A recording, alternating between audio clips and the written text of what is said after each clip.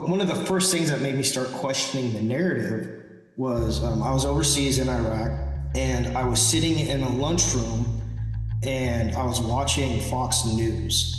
And I had just gotten off this like kind of a major mission and everything, and they were kind of talking about it on the news. And when they were explaining what had happened and all this stuff, I was like, that's not even close to what happened. Like, that's not, like, it was such a false narrative of the pastor's wife would always stand in the back of this church during like the closing music and just like cry and wail and everything like that. It's like, nobody is that emotional every single Sunday. Like, that's not real. You know what I mean? Like, that's theatrics, and it's fake, and it's not genuine. And why even mess with Jesus if you're not going to be genuine? You know, and it was it tore me apart inside to have to listen to stuff like that. Like, I couldn't stand it. When I was there, and I was there pretty early in the war in 2004, I was not allowed to drop artillery into anything that was even a village, a city, anything like that. It had to be out on open desert. It had to be positively identified target and things like that. We just don't, Western society doesn't do that to people. And so that alone makes me question the narrative. You don't bomb a whole building. If you're trying to get a couple guys, right? You don't go kill 10 kids. And so I expressed my belief to them, you know, and they told me I was wrong, and the Bible doesn't lie. It says you have to believe in Jesus. And I said, yeah, I believe that's one of the things that we have to do, but that's not necessarily what he does, right? You know, like, of course he wants you to believe in Jesus and follow and stuff like that. But I think he can make his own choices, and I don't think I don't know. I just can't see him condemning a 6-year-old soul to hell because they were raised with not the same background we were, you know. And so.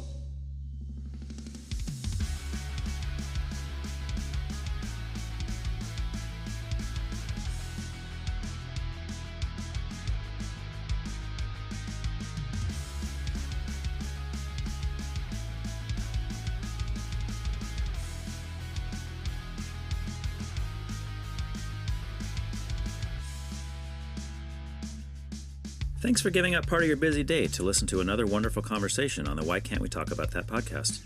Please consider leaving a review and sharing the podcast with all you come into contact with. This way the rest of the world can be as blessed as you are while listening to it. There is nothing in life that I enjoy more than reading your emails about how great or terrible the show is, so please keep those coming.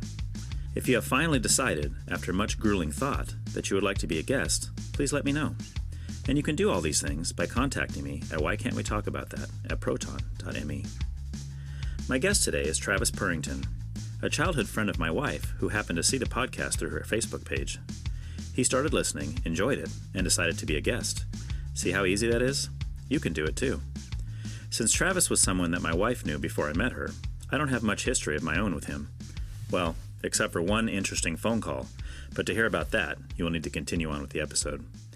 But even though I didn't know him at all, I had a great time talking with him, as he has a similarly skeptical mind as I do.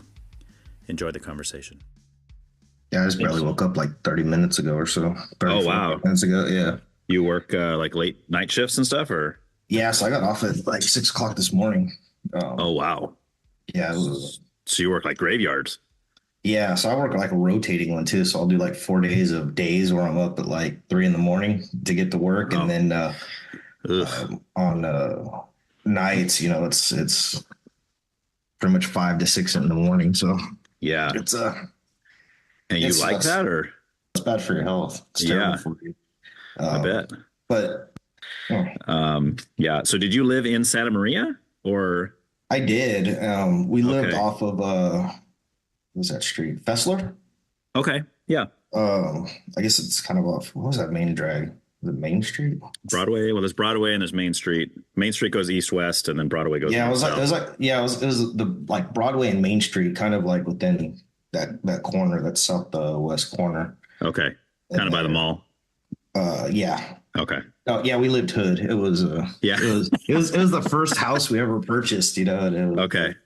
But you lived in Napomo when you met Bethany, right? Yeah. So she was my She was my neighbor. She lived on the next street over. Hmm. And so she was just like part of the group of kids that all ran around together and everything. Okay. I think she moved there. Maybe we were in like sixth or seventh grade. I can't remember exactly when her Yeah. family Well, showed she up. moved around so much. Like, I think she lived in 3 different places just in Napomo alone. Yeah, So, well, yeah, she lived there for a few years, and that's how we met her, is because we all rode the same bus and everything. So, okay. all the Okay. like back then, there wasn't internet, so actually kids hung out, So Yeah, right. Exactly. Yeah, for sure. it's no, so she was one of the kids in the neighborhood that used to, hang around all the time, come over for the barbecues and do stuff like Okay. that. Okay. And then they moved to, I think, Galaxy after that. That's where she lived when I met her. Yeah, so Yeah. she lived in Galaxy. That must have been into junior high or high school or somewhere in there. I can't remember. Yeah, I'm not sure when, probably because she was a sophomore in high school when I met her. Oh, okay. She was 15 when I met her, and then they were already living there for a while, so that would make sense probably. Yeah. Yeah. So, And then they moved. Then they moved to San Diego like 2 months after I met her. So. Oh, that's great. That works well for relationships. Well, yeah, and that's why we were like we weren't even planning on continuing it. We're like we've only known each other like a month and a half. We're not going to do the long distance thing. This is ridiculous. We're both young. This is stupid. And then we ended up, we kind of said our goodbyes, and then she left, and then like she ended up calling me from a gas station or something in LA with her parents on the way down there. She's like, I want to make it work, and I was like, okay, let's. And of course, I was feeling the same way. Like I was heartbroken, but at the same time, I'm like, it's been a month and a half. Like, I mean, come on, I wasn't picturing like marriage and 4 kids and all this stuff like down the line. There's no way, but that's the way it worked out. It's crazy how it turns out like that. It's insane. And I have to ask you this too, if you remember. Do you remember when we had a conversation on the phone?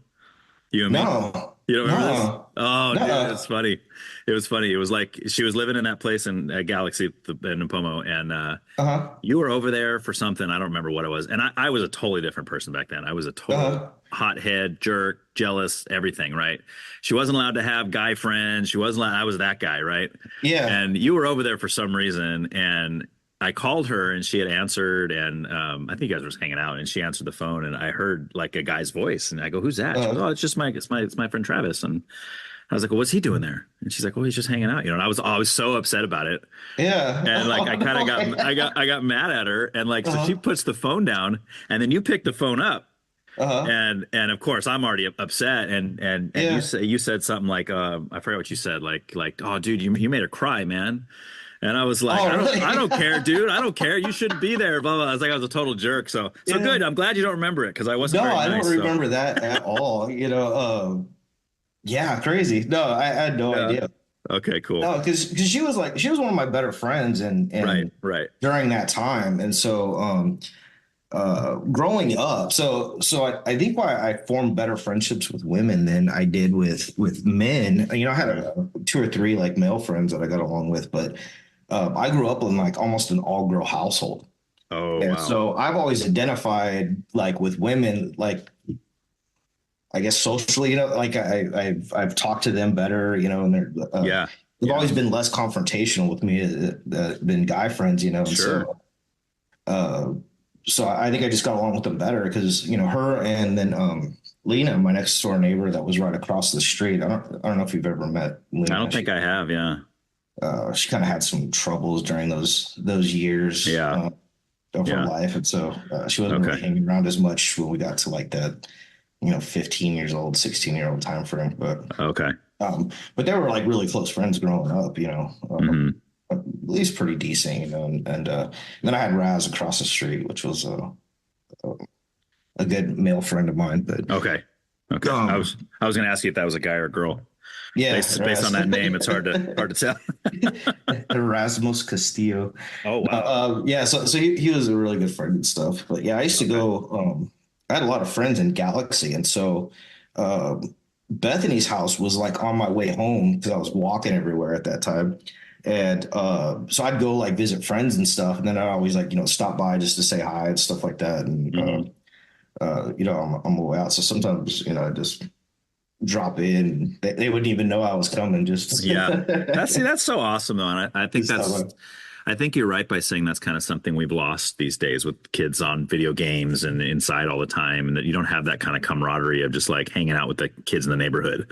Yeah. You know, like you don't even know what you're going to do. You're just like, what are we going to do? I was going to hang out outside and talk and figure out something. We'll walk over here. We'll talk to these people. We'll walk over here. We'll talk, you know, and it was just so different in the 80s and 90s, you know?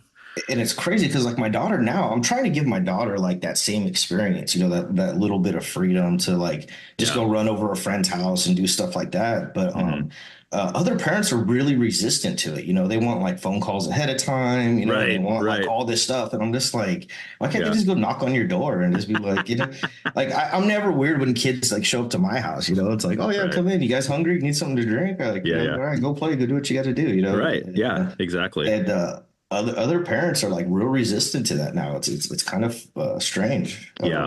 Kind of strange times. Yeah, for sure. So you're married with kids, or do you have any kids you got? Yeah. So I'm on my second marriage, and so we've been together 20 years now. Oh wow, 20 years, 18 probably. That's an accomplishment these days. Yeah, no, and so she brought a kid into the relationship, and then I had a kid from my previous relationship, and then we had a daughter together. So nice. It's you know, his, hers, and ours. There you go. Situation. So which has its own set of growing pains. You know, it was kind of crazy initially starting out because you know I all of a sudden had an extra son, you know, and then she had an extra son, and then it's like how do you once we realized we were serious, you know, it's like, how do you integrate that? You know, do I play dad to him or do I play, you know, like not, you know, and so, so that was a little bit of a struggle at first. I think our first 4 years of dating, could kind of get rocky at times, you know, and plus we had parents that didn't want, the other one disciplining their grandchild and stuff, you know, parents that were like overly involved in it. And, And so, but then, I guess when my daughter was born like 10 years ago, that really changed everything for me. Because then I was like, you know, compared to the way the kids grew up with the grandparents having so much influence, I was like, you know what? I was like, this is completely wrong. You know, they've been involved. And so that caused a lot of strife. I was like, hey, you have no say so in my daughter at all. Like, and you know, and on top of that, you have no say so in my sons as well. You know, and that just caused a bunch of problems. I bet. Yeah. It was insane. Well, how old are the boys? Close in age? The two from the previous marriages? Yeah. So my oldest is Zach. He's going to be 21 this month. Oh wow. Okay. And then Jonah is like 9 months younger, so he's 20. Dude. Right now. So like in the same grade during school, the whole thing? Yeah. No, they had a 1 year separation. Between each other. So sorry, I'm a dad, so I'm a dad. Think about that. Yeah, we don't know that kind of stuff. Yeah, you should see me at the doctor's office. I'm like, what's your kid's birthday? I don't know. I barely remember my wife's birthday, let alone, you know, like and that's the important one. So that's the one you got to remember, or else you get in lots of trouble. So and so so he's 20. So they were like 9 months different and like a grade separation. And then we have my daughter Ellie, and she's 10 years old. Going on like 25, 30 years old. Yeah. I get that. She's a total character. And with older brothers and older siblings, I mean, she matured really, really fast, you know, as far as personality and everything. But and she kind of, you know, it's funny because me and my wife laugh about it because she wanted a little girl, you know, she was begging for a girl because it was like an all boy household. And so she wanted a girl so bad, and she gets her girl. And she has an attitude like just like mine. Like she fires back at people. She's like argumentative, and not really towards us, but to like other people. You know? Like she's not shy at all to express herself. And so it's it's pretty funny. She's like, I got like a mini you, but in female form. You know, just so it wasn't what she was expecting. No, she wanted the girly girl, you know, and she could be girly girl. She does like she loves makeup and she loves, you know, like dressing up and doing things like that. Yeah. I also take her like shooting guns and you know, doing all kinds of stuff like that. So, well, what state are you in? Texas. Oh, there you go. Yeah, you got to learn how to shoot guns in Texas. That's the prerequisite. You have to. This place is crazy sometimes. Like it's insane. Yeah. The first week I moved here, down the street, and we live like when we moved here, the cost of living is so much different. So here, we were able to sell our house in California, and then here we were able to buy what I consider like for California standards is a really, really nice house. Yeah. And it wasn't even the cost. I mean, we had like um, I think we made like 200,000 at our house, and then we bought like this house for like 300,000. So Oh, it was wow. like there was this huge difference in pricing, you know, and so we bought this house. It's really nice, but our first week here, you know, because I was like, man, we came up in life, you know, like this Yeah. is Yeah. insane moving here, you know, greatest move Right. ever made. But down the street, like I'm like probably a mile away, um, there was like a lady getting out of her car to bring groceries in the house, and like three dudes or something like jumped out, tried to like snatch her up or something. Oh my And the gosh. husband comes running out with his handgun and just starts shooting up and down the street. You know, like these guys are Crazy. chasing him off, and then like, they're driving off, and he's like shooting at him and stuff. And the guy's a felon too, so he wasn't even supposed to own a firearm or nothing. But the cops here, this is how insane the laws and the cops are. They were like, well, they were trying to kidnap your wife, so we could see why you would grab a gun and There you shoot back. go. They're like, maybe next time don't shoot so far down the street. Like if they're gone, just stop shooting, you know? And I was like Right. reading this thing and I was like, oh my gosh. And then that same week, it wasn't in our neighborhood, but it was kind of close by, the next town over. There was a lady in her front yard with like her little, like, I don't know what those little things are, like little tiny poodle looking dogs, but Oh yeah. they're small. I don't know, a little fluffy thing. Shouldn't exist. Yeah, and Waste of money. and so she was like out in her front yard, and this dude comes walking by, this old man, you know, he was like in his 60s or 70s or something like that, comes walking by, and the dog's like barking at him, you know, and it's like this little harmless dog just barking in the yard like what dogs do. And I guess it pissed him off, and they kind of got in some like verbal thing, you know, he's like, oh, you got to keep your dog in the house, you can't let it out in your front yard, and blah blah blah. Dude went home, grabbed his gun, came back, shot the dog and the lady. And I was Crazy. like, and this is my first week here. So I'm like, okay, I need to go get my carry license. I need Yeah, to man. do this. I was like, And this is these like people in do your not play. neighborhood? The first one was like kind of in my neighborhood. They have like Okay. subdivisions here. Yeah. But yeah, it was like the same main street is like we share it with that little Wow. subdivision, you know. And so it was Wow. it And was what, crazy just moving here. What city are you in? I'm in Spring, Texas. Where's So that? it's like a suburb of Houston. So I'm on like the north side Oh, of Houston, okay. kind of out of the city a little Right. ways, but Not far enough though, it sounds like.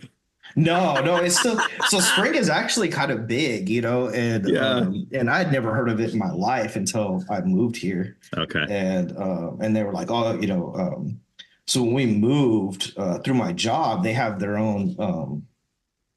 I had to transfer because I don't know if you remember in California that big old oil spill out in Goleta. Yeah. Probably like 8 years ago now, Mm-hmm. but it was like so because of that, California shut down the pipeline, Mm. and Is that who you work for? yeah, and Okay. that's that. Well, I didn't work for the pipeline. I worked for the company that pumped into that pipeline. There's Okay. 5 different companies that pumped into that same pipeline, Mm. and so they were like, well, we're not making money, so we kind of got to ship you guys out. California's not letting us repair the line and open it back up, and they still don't have it up. I mean, it's like 8 years later, and They're probably not in a rush. no, they're like dragging their feet. I mean, Yeah. it's from the updates that I heard, and I kind of stopped paying attention a few years ago. It was like they were purposely just being like malicious about it, like just anything they could to not open back up that pipeline. They were like Yeah. doing it, you know. And these Okay. are like officials and judges and stuff like that. So, but that caused the move. So we used their real estate agents, you know, to help us move and stuff like that. And so one of the places she recommended was here. Okay. And we came, and it was actually crazy because when I was told that I would be working here, they gave me 60 days. So I had to sell the house in California and buy a house here within that city, and then be ready for work, you know. Yeah. And it was And just move and all that. insane. Yeah. So I was home. Wow. Our daughter was 2 years old. And so my wife got on a plane with her parents and flew out here, was looking for houses. I was trying to sell the house and had, a 2 year old with me trying to get all that stuff ready. And so I didn't even see this house until we picked up the keys. That's awesome. My wife picked it out, did everything for it. I had no idea. I mean, at the end of the day, it doesn't really matter. Whatever she wants is, Yeah, just exactly. it is what it is. Yeah. So it was kind of Yep. yeah, it was kind of like an insane thing. So Oh my gosh. but I wish we would have got more land. I don't. Yeah, that's one of the things out there. I don't know if you saw or if you've talked to Bethany recently or not, but her parents moved out to Texas for a while. Oh, really? Yeah, They don't live here no more? No, well, her dad passed. Oh, damn, I Yeah, didn't her know dad that. passed away. Oh, it's horrible. Been 2-3 years now, I think. Oh man, Something like that. Yeah. And but both her parents moved out there, and because his job brought him out there, and then they bought a house and then had a nice property. It was, beautiful trees front and back of the house. They lived in Elgin, which is kind of a suburb of Austin. Okay. But yeah, then they lived out there until he ended up getting sick, and then he passed. He got sick and passed pretty quickly. Like, it was by the time we knew he was sick. They made it out to our oldest daughter's wedding. And then it was around that time that he started having some symptoms, and it seemed like it was only a month or two later he was gone. It was really fast. Oh, wow. It was really out of the blue and really fast. That's terrible. Yeah. So when he passed, then Bethany's mom sold the house there and then moved back to California because all her kids are here. Yeah. Kira's up in Oregon, but all the other kids are still in San Diego area, except Bethany's here in Santa Maria, but all the other ones are San Diego. So she just moved back to be closer with them. But my point is, like, the times we went to that part of Texas, we love it. I mean, it's beautiful. It's, the weather's not, I mean, the weather's worse than it is here where we're at in the Central Coast, but it's not like Orlando weather. It's hotter in the summer. I mean, well, you're closer to Houston, so you probably get a lot of that muggy. It is so muggy. The humidity kills me here. So I set up all my vacation for like the hottest part of summer because I cannot stand being outside. Because I work in a refinery. Some of that equipment's like 600 degrees, and then you have like 100% humidity at 102 degrees outside. It's just the most miserable work you could do. So I always take my vacation during the just stay in the house. Yeah, and it's like maybe we'll go to Florida to get some relief or something, or something like that. But it's it's hard when especially if you kind of grew up Central Coast then most of your life. Yeah, so see, and it kind of screws us in a sense because we're so used to that 70, 75. Oh, you're so spoiled. So I've had friends go back to like California for vacation, like people that I've met here, and they'll go there for vacation and they'll hit like Morro Bay or Monterey or something like that. Yep. And they're like, man, it's just beautiful back here. Cause it's like miserable heat here, they'll go in the summer and they're just like, it's like, I grew up in that, like our hottest days were like 90, and even that was few and far between. That was and I maybe 3 days. Yeah, for sure. Well, that's what we always joke and say, people say that we live where people vacation. Yeah. It's like people come here for vacation. But yeah, we went to Orlando a few years ago in July, and that was our first time in Florida. And dude, that humidity was just gnarly. We're like, we can't even breathe. We're like, this is like terrible. Man, I don't know. It eats my lunch. Like I'll come home and I'll just be like, like I can't, because I work like probably about 50% of my day outside. So that's horrible. It just eats my lunch trying to maintain in that. But. Yeah. That's terrible. All right, man. Well, let's see. Yeah, I guess let's jump into, this is going to be fun because I literally know hardly anything about you. So this is going to be, if you, outstanding. Yeah. I mean, if you yelled at me one time a long time ago, that's it. That's it. Yeah. That's all I know, and a little bit Bethany's told me, but it doesn't really, not a lot about like your personal beliefs or anything like that. And, I mean, you probably know more about me because if you've listened to a few episodes, you kind of get my take on certain things, but I was surprised, there's a lot of stuff we match up on, sometimes I wish I was like, man, I wish I could just call him right now and be like, hey, like it kind of interjects something, but well, you're doing the right thing. Podcast, you're doing the right thing by being on the show because that's what I always tell people because I get that a lot. people say, "Oh, I listened to this episode, and man, I wish I would have been there because I would have said this, or I would have responded to that guy," or even at me, like they'll be like, "Oh, I would have told you this when you said that. That was stupid, and I would have said this." And I said, "Hey, come on the show, tell me all that on the show, go for it," you know. But No, most people don't do it. I'm always looking for like a good podcast. You know, it's interesting because I drive an hour to work and an hour back. You know, and so so your episodes are kind of long. So I actually listened to them over like a day or two. You know, to do it because I try to reserve it to my actual driving time, and I try not to listen to them like when I'm not driving because I want something to entertain myself while I'm doing it, you know. So right. Certain times I'm driving, I'm like, no, like, you know, like, you know, See that, and I love hearing that. That makes me happy. So, because that's kind of the point. It's supposed to spur the discussion, to spur thought. You know, it's supposed to. That's the whole purpose. But so yeah, but we'll go into usually go into music first. I don't know if most people are fans of music. It sounds like a stupid question, but every once in a while I do have somebody like, I don't really care. It's like, okay, well, so for you with music, like what do you remember, like early memory of being brought into music, enjoying music, like maybe a song where you thought the first time you remember thinking that's awesome, or I really like that band or something? So I actually kind of remember. So I was living in Oceano, and my mom was going through a divorce at the time. And so we started living with my aunt in Oceano.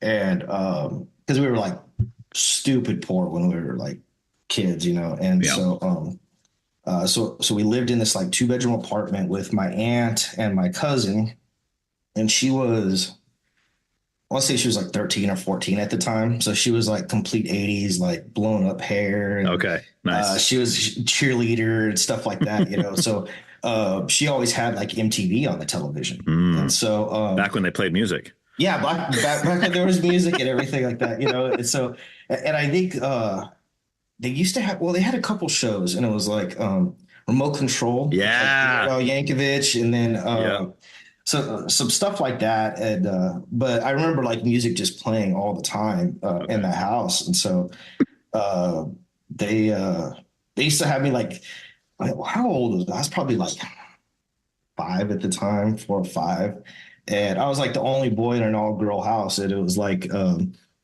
they used to make me like stand up and sing and stuff like that. And for the life of me, I can't remember like some of the names like of the songs and stuff like that. But no, music's always been like a big part like that, because she was real big into, you know. It's like I remember like Pebbles, and I remember that the Take On Me video, and stuff like that. So I remember that stuff at like 5 years old, you know, all that crazy music and stuff like that. But and you're exactly Bethany's age, right?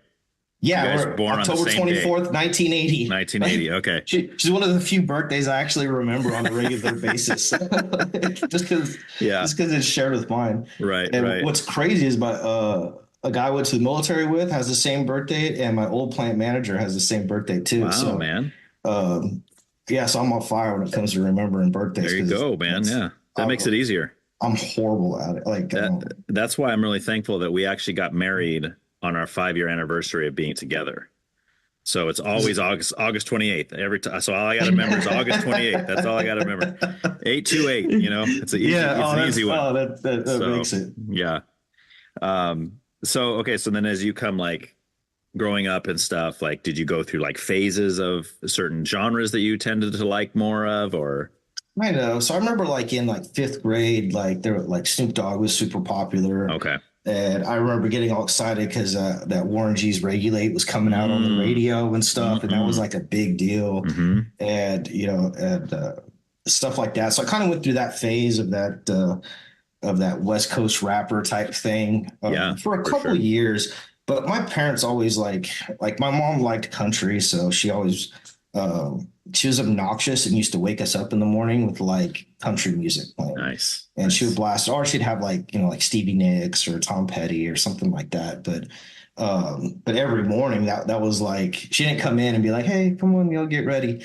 Like, it was like, we had those big old tower speakers with like the big 12-inch subwoofers in it and stuff. Yeah. She would just turn something on, you know, and and she had just blasted until I was like, until I got up out of bed, walked into the living room, and like turned the volume down a little bit. But Yeah. That's what our wake up was. So did that make you kind of resent country music? Like, did you not like it for a while, or do you still not like it maybe, or? No. So at first, I think I was rebellious because some of them I kind of liked, but I would never tell my mom that I liked them, Okay. Yeah. And so, can't let her win. No, there's no way that was happening, And so, and then my dad was all into like those like 70s rock bands and stuff like that. Oh, like the prog rock.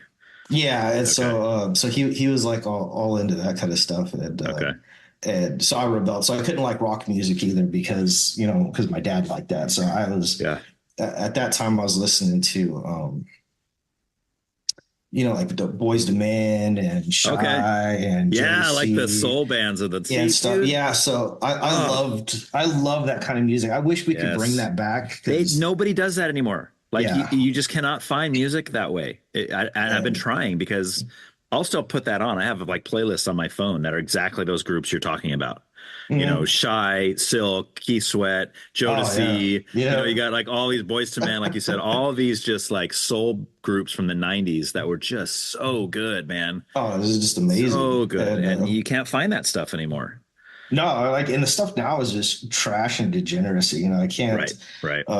There's a couple songs that my kids will play, and I'm like, it's kind of catchy, But but nothing like I'm putting on my playlist and stuff like that, regular stuff. But yeah, that was that was what I was really, really into, and I listened, a little bit of like the Tupac and Biggie and some of that kinds of stuff. But really, the R&B was like my go-to. Well, I got to ask you, because me growing up listening to all that music you just mentioned, like the hip hop and then that kind of that R&B soul stuff. With me, people would often tell me that they thought I wished I was black because of that. Did anybody ever give you that kind of thing? No, I don't think really. Okay.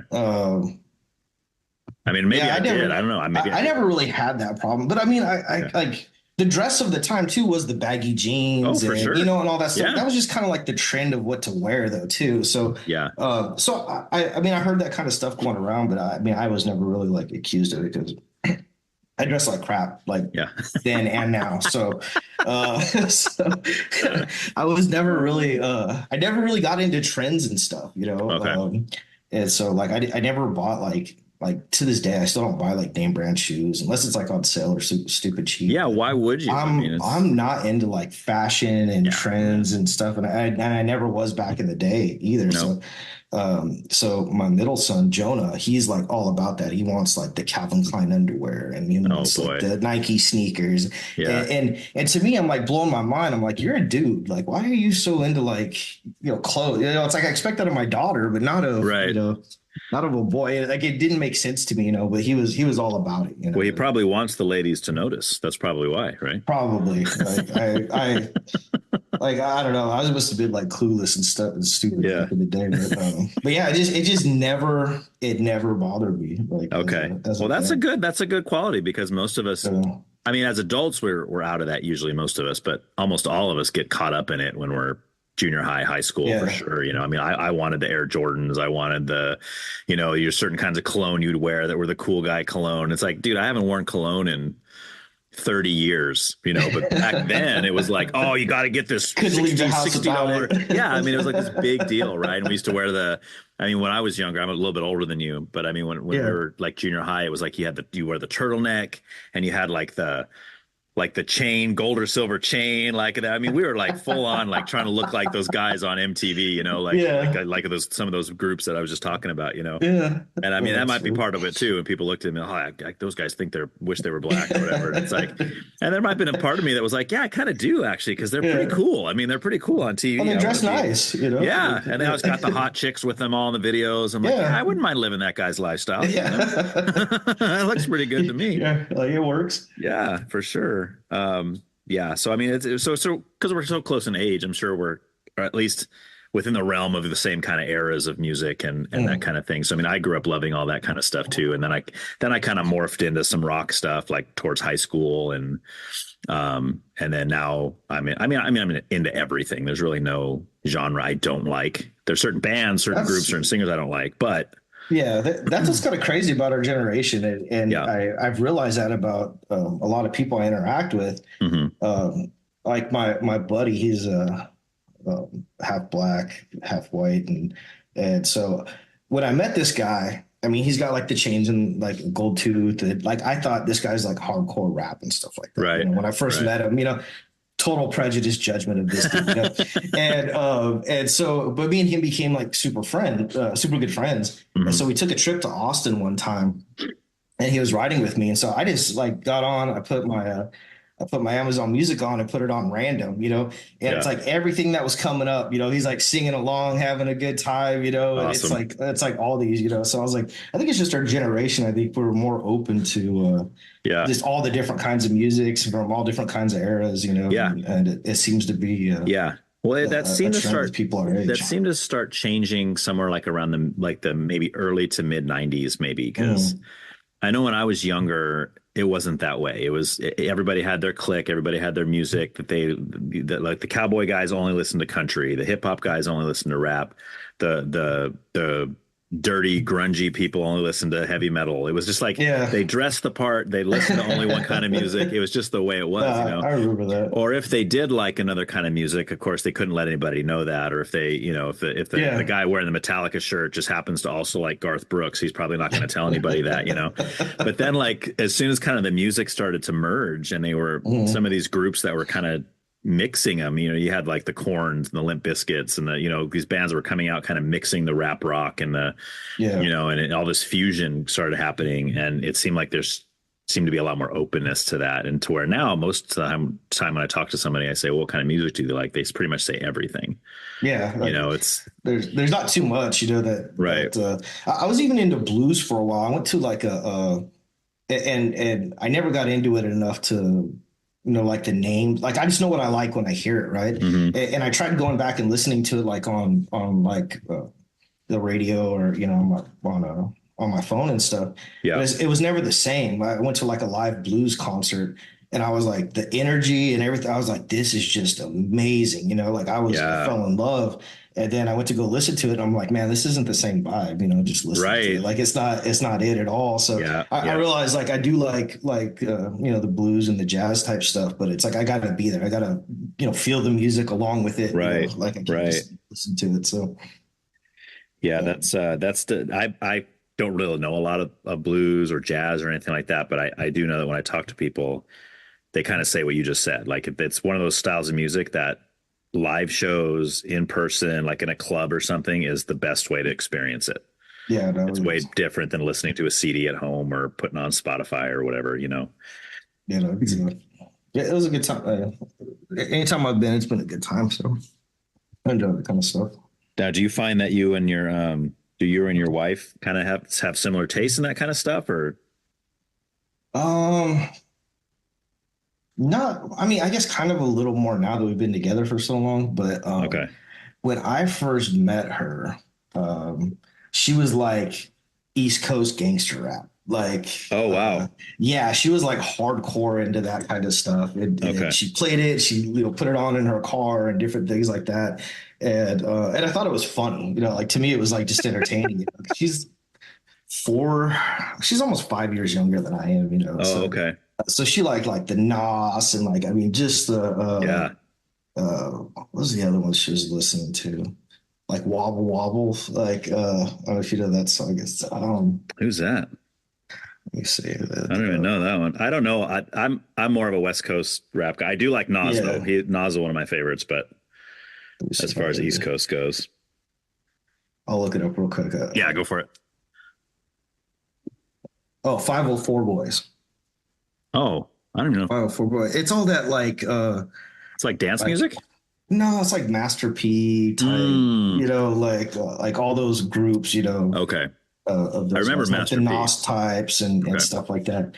but she was into that. I thought it was like the funniest thing. 'Cause it's just like, little white girl, bouncing around to this gangster rap music, Yeah. It was cute. I liked it. And so, Yeah. and then, um, I guess when we started getting serious, she had this like real big epiphany of we can't raise our kids around this kind of music and stuff like Right. that. Yeah. And so she got really into like Christian music and Okay. stuff like that. And man, me, I can't do Christian music. Like I don't. Oh no.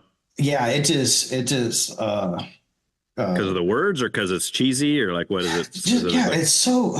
I don't know. I know you probably listen to it a lot. Well, I'm both. I listen to secular and Christian, so. But I do know what you mean. There's definitely some Christian music for me that I'm like, this is just dumb. This is and so I hate like and I guess this kind of goes into the religion topic, but yeah. Like I used to purposely show up late to church just so I could avoid the worship music at the beginning of it. We're gonna have some fun to talk about there, because I agree. So I know I've heard you talk about it in other ones too. So I know. Yeah. And so I'm very like when I go to church, I go to want to learn. Yes. And so I like to go in there and I'm very like, okay, let's go, let's hear the lesson, and and I want to hear, what it is, explain it to me. And then I usually go home and I'll read up on it and do stuff like that. That's awesome. Yeah, that's great. Yeah. So you're more about the sermon, less about the music and the show. And so, yeah, so I don't like it. And yeah, I don't know. I guess we could talk more about that. Or get to the religion. Yeah, we will for sure. But the whole, I don't know, like religious music, I just can't do. Okay. It just, yeah. If you're talking like, there's a lot of radio Christian music that I can't really do either. For me, I have to kind of dig, and that's not all. There is some radio Christian music I do like, but for the stuff I really like, you got to kind of dig a little bit.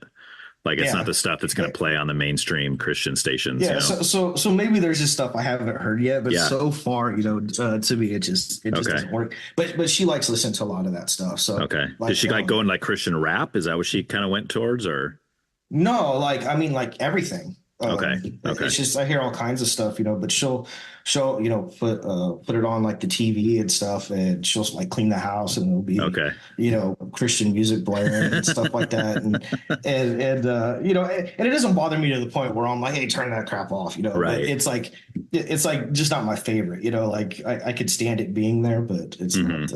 But she's done a lot of that, and then I guess she listens to.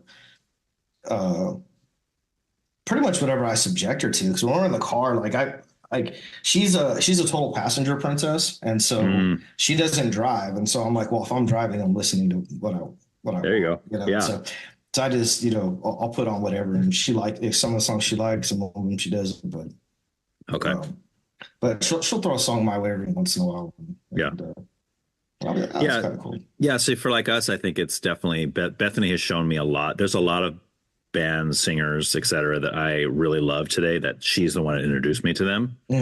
But it doesn't really go the other way very often. And I think it's mainly because like my musical taste is so like extensive. Like I can listen to like reggae and then follow that up with like just screamy death metal or something, like, and I can enjoy both of them, to where like her realm of what she likes is a little more narrow. So it's like she can find like maybe a pop artist or a singer songwriter or something, acoustic guitar, and she's like, oh, I really like this guy, or we'll go see him play live, and she's like, oh, I really like this band, and then I'll really get into them. But then like I can go to a punk show or something, or I can find this punk band or this speed metal band or something. I'm really digging it, and I'm playing it all the time. I'm playing the shower, I'm playing the car, I'm just really just rocking out to the stuff. And she's like, that is terrible. She's like, stop. I can't even listen to that. I can't even be in the same room as you when that's on, So I'm like, what are you talking about? So I mean, it's like, and some of my favorite bands of all time, like that have been my favorite bands for 30 years now, you can't stand it. Like, and these are bands that like really mean something to me. Like they changed my life in a lot of ways. And she's like, that's terrible. And I'm like, well, I appreciate your honesty, but so now I'm just going to play it louder. Yeah. No, I learned better than that one. I definitely hold to the happy wife, happy life principle. So, because we got to live with Definitely. them. We got to live in the Yeah. same house. So, we got to make sure things are on the good temperature. So, No, of course. so would you say then though that do you have a specific genre that, even though you like lots of different stuff, is there a specific genre that like you kind of keep going back to as your favorite? Um, yeah. So I would say that the '90s R&B era type stuff is probably Good my call. go-to. Good call. Because I could listen to it. Like I remember when I was going through my like divorce and I was in the military. My neighbor came over and I had like all these like R&B songs playing and stuff, going through, in my house and stuff. My ex-wife had already like gone back to like California. We were stationed in Hawaii. Oh, wow. And Oh, you poor guy. yeah, and so that's a whole nother animal right there. Uh, and so I had like all this stuff playing because the music makes me feel good. I like it and it's stuff like that. Even though it's kind of like, I guess, more on the depressing side, but it still made me feel good.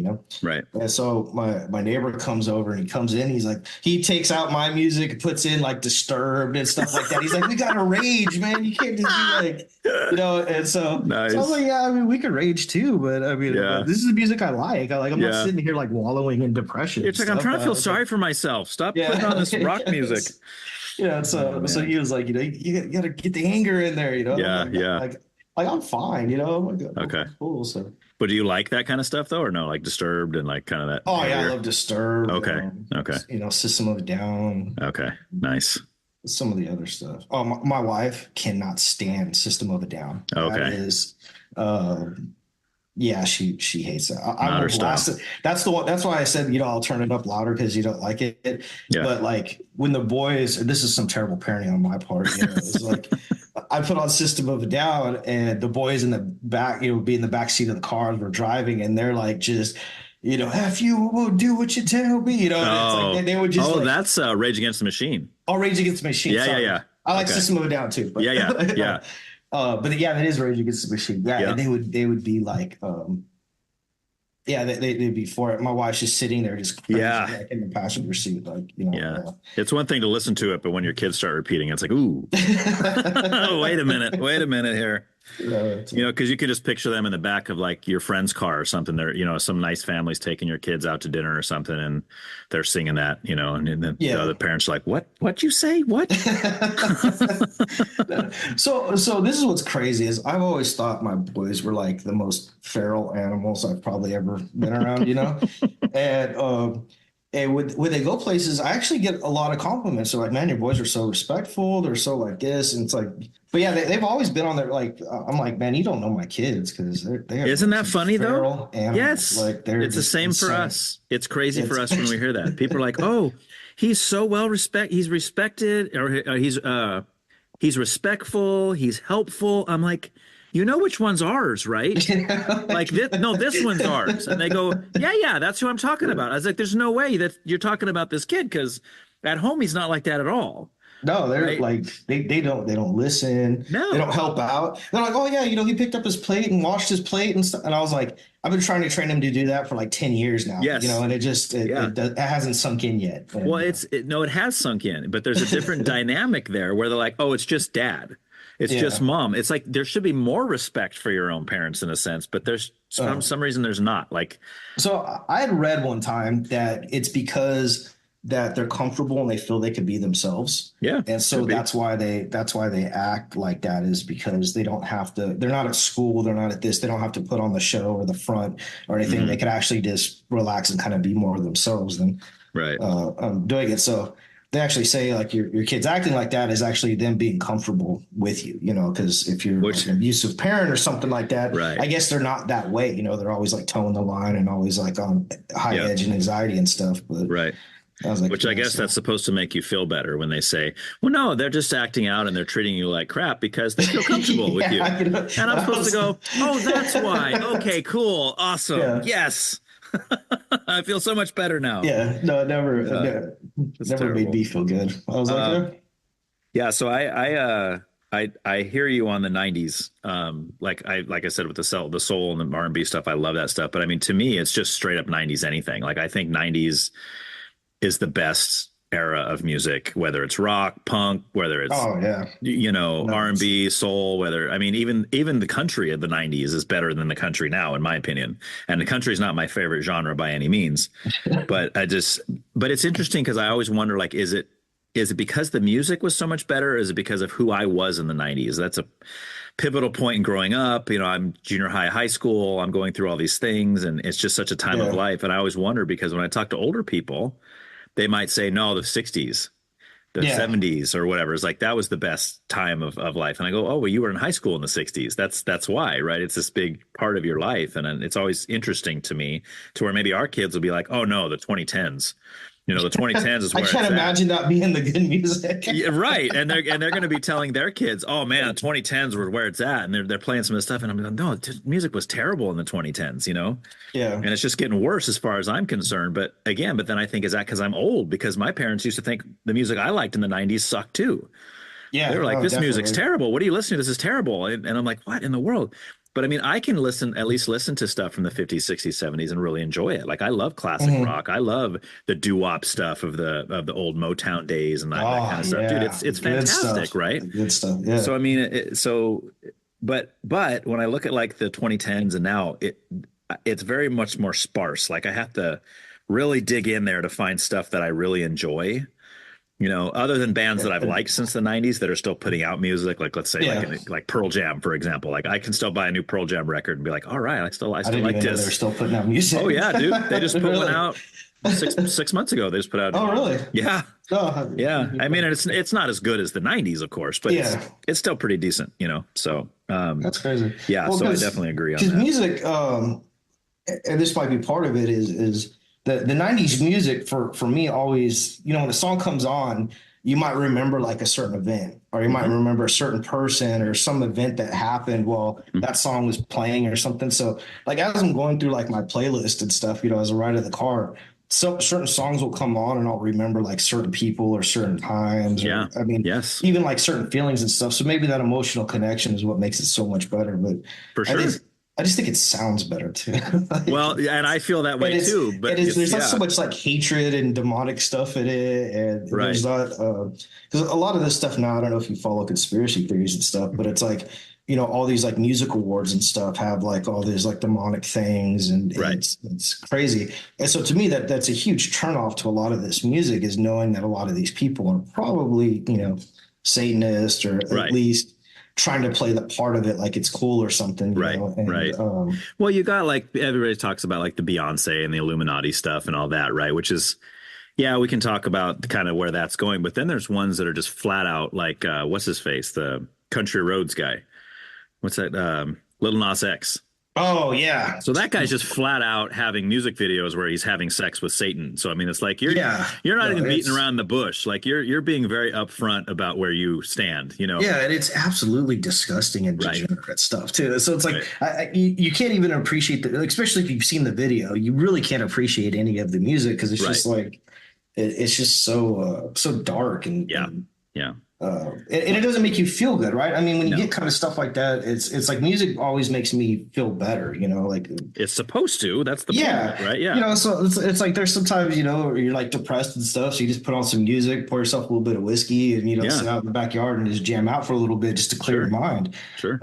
I can't see putting on that kind of music and getting like a clear mind or something, or some kind of like a feel good vibe out of it. Right.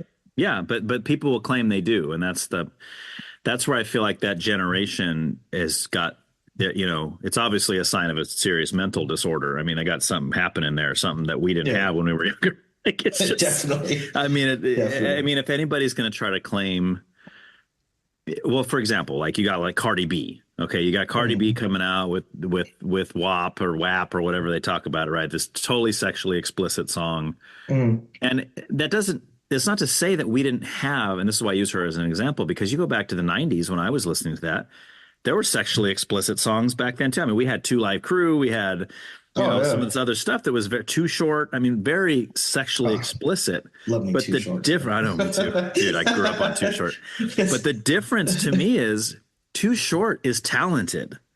Right. Yeah. Like we can discuss whether or not we think they should be putting that kind of stuff in the music, but that's not the argument I'm making right now. My argument I'm making is Cardi B is terrible, regardless of what her Oh, she's an idiot. content is, right? Yeah. She's not even talented. Her voice is annoying. She can't make a beat to save her life. But then you compare that to Too Short, like, oh my gosh, dude, this guy knows how to make songs it. And, and it's great music, everything. you know. Yeah, So it's terrible. And you know, and I know that a lot of artists throughout the years have kind of made money off the shock factor. Eminem is a good example of that. And he ticks a lot of people off because of his lyrical content, but nobody can deny that the dude is talented, right? Oh, very talented. I mean, extremely. I can't stand him anymore, but no. Oh yeah, dude. I like musically or like politically? like both. Like Okay. it just like I don't know. So I used to like a lot of his stuff like back in the day and stuff like that. And but like a lot of his new stuff now I just don't think is as good It's as not. it was, you know, and it's just he's kind of fallen into this political thing where like his stuff used to be like fun and shocking and like kind of gross sometimes, you know, or whatever, but that was kind of like him. And now it's like this like rage hate type. Right. Yeah, rap, it's kind of whiny. it's political. Yeah, and it's like Right. it's right. like, it's No, like, for sure. Yeah. And I think that's just as he's gotten older, that's kind of the way it's gotten. I will say though that I don't know if you've heard the newest one that he just put out, the newest album. It's The Death of Slim Shady. Oh no! Definite throwback to the older style. Oh really? Yeah, I haven't. I kind of just wrote them off, and so I really wasn't like. I did too, actually, until somebody told me because this person knows that the Marshall Mathers LP is my favorite of his, and I love that sound that he came out on that album. And this person I know texts me and like, hey, you got to check out the new one because it sounds a lot like the Marshall Mathers. I said, shut up, it does not. And he's like, no, really, you got to check it out. Like I'm skeptical, right? I'm like, there's no way. There's just no way. And I listened to it and I was like, wow, this is actually pretty good. Like it's much better than, in my opinion, the ones that have come out over the last 10 years or so from him. So still very, very good. No, I'll have to give it a shot then. But I pretty much just had wrote them off because I mean, if it's not really like on my playlist, like either I listen to what's on my playlist or I listen to a podcast, and that pretty much. Oh, and some audiobooks too. Sometimes. There you go. I love to read, and so fiction or nonfiction. Both. All kinds of stuff. Okay. And so, so I love to read and stuff like that. But when I get a book and I like it, I pretty much neglect my family for like the 3 to 5 days it takes me to read the book. Like I you know, it's like I don't even hear people talking to me at that point. You know, I'll get so involved. And so some of the times, like, you know, I'll get a book and be like, oh, I kind of like this. And then I'll get like the audiobook and just listen to it in the car as I'm driving and stuff. Yeah. You know, because it kind of saves it saves family time like, to do it because I'm telling you, like I will not function if I'm like in the middle of a book, you know. I'm not taking out the trash for my wife. I'm not doing nothing, you know. I'm reading. I'm sitting on the couch and I'm reading this book, you know. That's when it, you know, when you do the audiobooks when you're driving, do you find that can be a problem though, because you get so engrossed in the book that you don't focus on the road? Sometimes I do, you know, but fortunately, a lot of the freeways here is kind of like there's not like turns and stop, you know, like it's an hour to work and it's basically just on the freeway. So I just have to know if I have to brake or not, you know. There you go. So I kind of do half zone out into the books and stuff, you know. Right. And, plus, you're driving in the middle of the night, so it's probably not that busy out there anyway, right? Yeah. So it's either like, you know, 4 a.m. or, you know, yeah, I mean, it's odd hours, you know. So even if I'm going in the morning, you know, it's still like 3 or 4 in the morning each way. So it's it's pretty easy, except for the drive home in the afternoon. But then there's so much traffic. Like it takes me. So my drive is basically like 45 minutes, but if it's in like a weekday afternoon, it's anywhere from like an hour and 10 to an hour and 30 minutes drive home just because I'm in traffic. So while I'm sitting in traffic, I mean, it's nice to have like the audiobook or for sure or something to listen to. Oh yeah, I get it, man. And that's something different in the last maybe 5 years or so for me is that I've gotten really into listening to podcasts or audiobooks, you know, and of all kinds. Like, I mean, podcasts are. I mean, for me, I listen to podcasts pretty much about the stuff I like to talk about. Like I'll listen to, there's a bunch of political shows I listen to. There's spiritual shows I listen to, Christian kind of Bible study stuff, and then there's then music. There's a bunch of podcasts I listen to about music, and then then the fourth one I can't help listening to is true crime. Oh, really? I just love that stuff. I don't know, and it's almost sick. Like I was telling Bethany the other day, like there's one that just came out. Oh man, I forgot what it's called. Something about serial killers. So like I've listened to lots of different podcasts about serial killers and stuff, and they're real short, 30-40 minute episode, tells you the whole story. This new one I started listening to, I've only listened to the first 4 because they're all on the same person, like the first 4 episodes, and they're like 45 minutes long. So that's like 3 hours total, right? Yeah. Just on Jeffrey Dahmer. And it digs in, man. Like it gets into all this, and they have a psychologist on the show that talks about like the potential reasons why he went the way he did and the way he was raised and what he was looking for. And it's really fascinating. Inside the Mind of a Serial Killer. That's what it's called. Inside the Mind of a Serial Killer. I think someone was telling me about that. Yeah, that one. It's gnarly. I've heard that name before. Yeah, and I told that to Bethany that I was listening to that. She goes, "Oh, I don't know how you listen to that stuff." I was like, "Oh man, I think it's great," but disturbing, but great. So one of my favorite ones is Expanded Perspectives. You ever heard of that one? No. Oh, it's I guess kind of semi-conspiracy theory type one, Okay. But they're always like you always talk about like cryptids and UFOs and ghosts and hauntings and things like that. And which I'm into that stuff for sure. I'm definitely interested in that stuff. I mean, the 2 guys on it are just absolutely entertaining to begin with, so it makes it for better, right? Yeah. But they're into like Bigfoot and like all this other things that they talk about and stuff. And so every once in a while I'll play it, and my wife's not into that stuff at all. She's like, no, there's no ghosts, there's no Bigfoot, there's no like fairies, there's nothing. So like she doesn't believe that at all. Like there's no chance that stuff exists. Yeah, there's none of that stuff, right? And I guess she might believe in like ghost hauntings or something, but like as an entertainment type thing, not really. I don't think she full-heartedly believes it. Like there's like actual hauntings and stuff. I don't know. Right. But it's funny because like I'll play that and I'm thinking she's not paying attention to it, like she's playing on her phone, doing whatever, and then pull up to the house and I'll shut it off and she'll be like, no, like let him finish that story, like so she's actually like getting into it a little bit, and I'm like, hey, I thought you didn't like this kind of stuff. Yeah, that's like, awesome. That's so cool. It's fun, but that's one of my favorite podcasts that I've been listening to. Okay.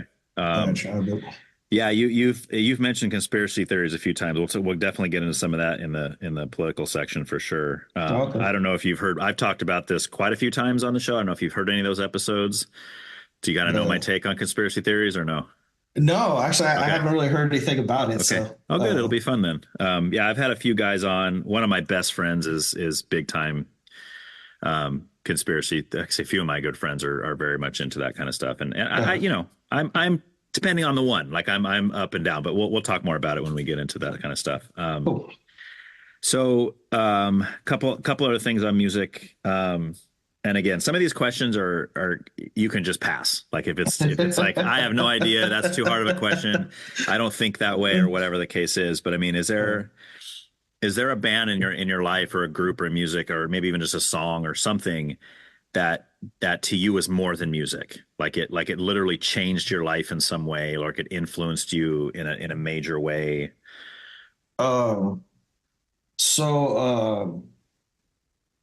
The Sublime album, I guess. Which one? The self-titled or the self-titled? Okay. Okay. I guess that that's a good one. I guess he was already dead before I actually started listening to him, and so but when I heard it the first time, I remember I was in high school, and I was sitting in one of my ex-girlfriend's bedrooms, and she put it on, and I was just like, wow, this is amazing music, and it just blew me away. And so I've pretty much had that album played through like every phase of my life since then, and so like I've always kind of gone back to it, and it brings back like a simpler time, and it kind of helps me relax and stuff, and kind of refocus, and like try to bring things back into perspective, I think. So it's like, it's pretty much that whole album Oh, it's a good one. Kind of does it for me. Yeah, there's no Uh, skippers on that album for sure. It's all yeah, it's all so good it's like stuff. it's like even when I was like overseas and doing stuff like that, it's like I still one of the few like CDs I guess I had was Hmm. was that with me, and Okay. and so it's I've had that kind of at least that album with me, through pretty Yeah. much everything. So Okay. um, Yeah, that's cool, it's man. always my go back to, I guess. Yeah. And it doesn't get old. I mean, I could still spin that one today and it's the same No, as it was. it's just as good. Yeah. It is. It's just one of those albums that was just Yeah. great. Cause I think I think it was like I think it was like 96, 97 that came out, I believe. Cause I know I was like right at the end of high school. I graduated in 96. And I know that was, cause for me, like 40 Ounces of Freedom was for my introduction to Sublime. And I remember I was just blown away by that. But then by the time that self-titled album came out, I felt like, oh my gosh, they polished it. They found their sound. I mean, this is great. Yeah, They're on their way. And then he died. And I was like, yeah. oh my gosh. Like, so like the selfish side of me is like, man, how many, because most bands, they kind of build and they all have that era of like 2 to 3 albums where they just really hit the prime. Yeah. And then everything around that's okay. They're releasing still music today or whatever. And it's all right, but they're never going to be this, right?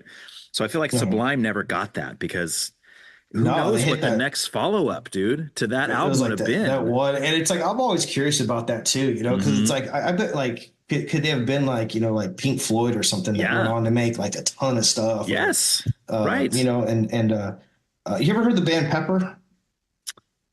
No.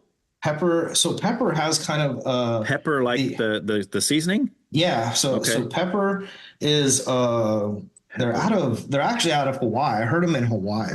Okay. But they have some good songs, and they have that Sublime type sound and stuff like that. So they mix between that Sublime type sound to like some like harder type rock to maybe some more like casual type rock. Okay. So I mean they're all over the place kind of, but right. Well, just like Sublime that's what made them cool. Like every song sounded like a different genre of music. Yeah, I know. It was great. So they kind of have that, and so I've liked them. Some of their newer stuff they're putting out, like it's like but yeah. When I was stationed in Hawaii and they were coming out with their album Kona Town, it was like that was that was on the radio like crazy. I went and bought the CD, and stuff. The album is called Kona Town. Kona Town, Kona. Yeah. Okay. Yeah, I'll check it out. Yeah, that's cool. I love hearing new bands, man. I love getting recommendations on new stuff. So yeah, they got check out. What is the name of the song? Trade Winds is one of my favorite ones that they have. Okay. Let me look them up real quick. I don't want to botch this too bad. Dry Spell is like the one that they were real famous for. Okay. And then Sitting on the Curb. Okay. And Trade Winds. But I don't know. I'll have to email it to you later. So yeah, I'll definitely check those out. Those are it's on a different album, but I forgot the name of it. But it's like just I absolutely loved it. The way that I usually work with that kind of stuff is if somebody recommends a band, like you just recommended a band, you gave me 2 or 3 4 song titles. So what I'll do, like I'll look up those 4, and if I dig the sound, then what I do is I will literally go back as far as I possibly can.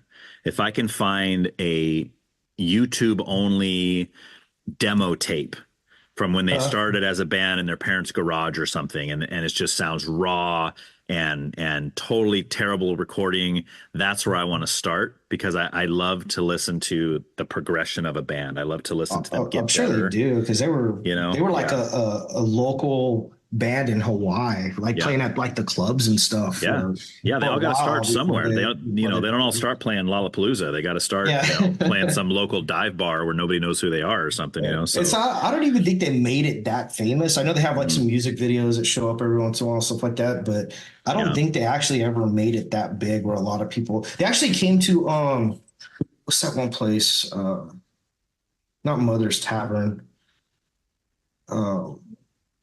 There was some club in San Luis Obispo, but they actually came and played. Oh, in San Luis, like Slow Brew or It's right there on that main drag, and I can't remember of it. I know there's like Mother's Tavern, and there's what's the other?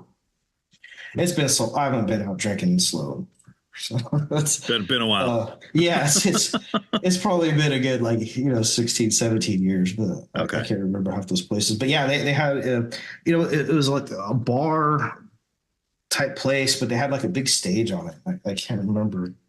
Okay. I wish I remembered it. But yeah, they came and played there a couple times, and I actually missed them because I didn't find out about it until like after they had already played. They're like, oh yeah, bummer. Don't you hate that? Yeah. I hate when I was just like, oh my gosh, I would have went, see those guys live. But there's have you heard of Switchfoot? I'm sure you've heard of Switchfoot. Oh, okay. No, they're kind of big. They're from San Diego, but they're pretty big mainstream band. But there's another band called The Almost. Have you heard of Under Oath? No. Okay. So there's like a screamo band called Under Oath, and Under Oath has their drummers, they're clean vocalist, and then they have a screamer guy, and to them together is awesome. But yeah, the drummer started another band called The Almost, which is kind of like a poppy punk where he's just doing clean vocals. And I found out like 2 weeks, and I love them. Like they're one of my favorite bands. I think they're great. And I found out like 2 weeks after the fact about Switchfoot playing in Santa Maria, like literally like 10 blocks from my house. Like I could have walked there. You could just walk there. Dude, and I was already mad enough as it was. And just my friend's telling me, he's like, oh yeah, I saw Switchfoot last week. I was like, what?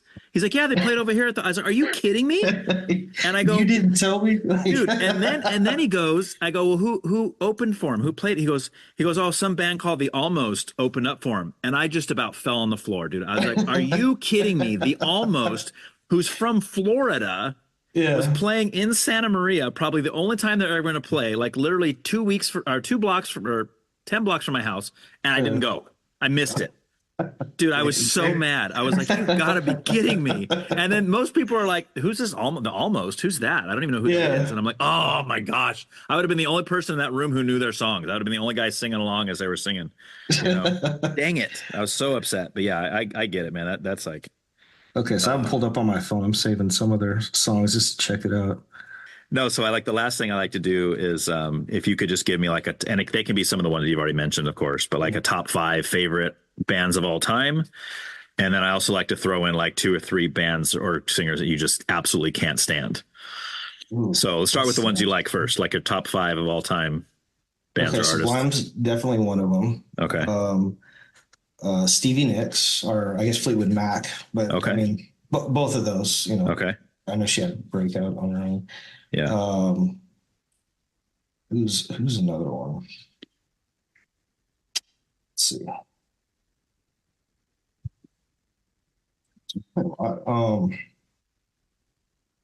I guess I like Boyz II Men. They were a big one for me. Okay. Did you live in the area when they played Midstate?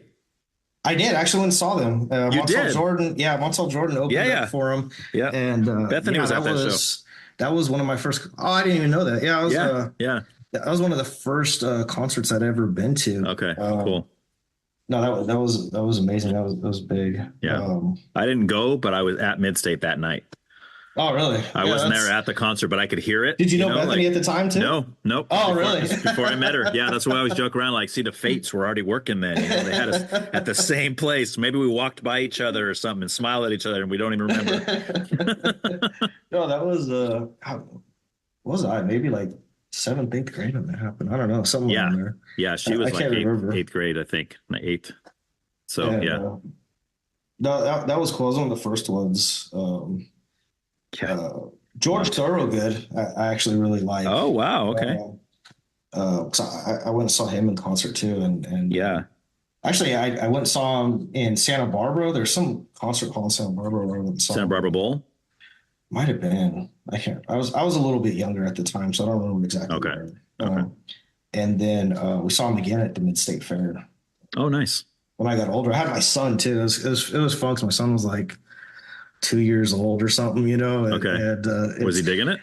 I think so a little bit. I mean, I think it was just kind of like blown away by the how loud it was and like Yeah. all the people jumping around and stuff. Yeah. And it was crazy to see him because he was so old, you know, like George Thorogood, you know, Oh it was yeah. just this old man, you know, and there's still like all these old ladies, you know, just like just going crazy for him, Yeah. you know, and it was like Yeah. it was surreal. I was like, man, these old people, and then Yeah. I'm probably them people now, you know, Yeah. so Yeah. it's All uh, these grandmas are throwing their panties up on the yeah. stage and then go, It's like, yeah.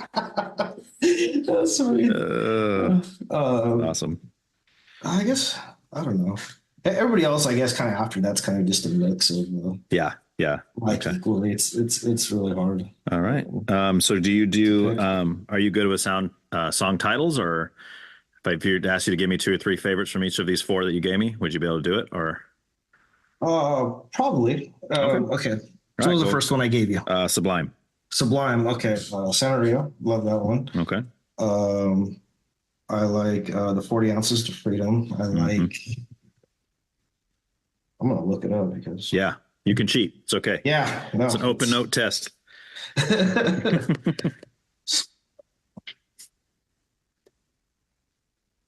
Oh, Badfish. Love that one.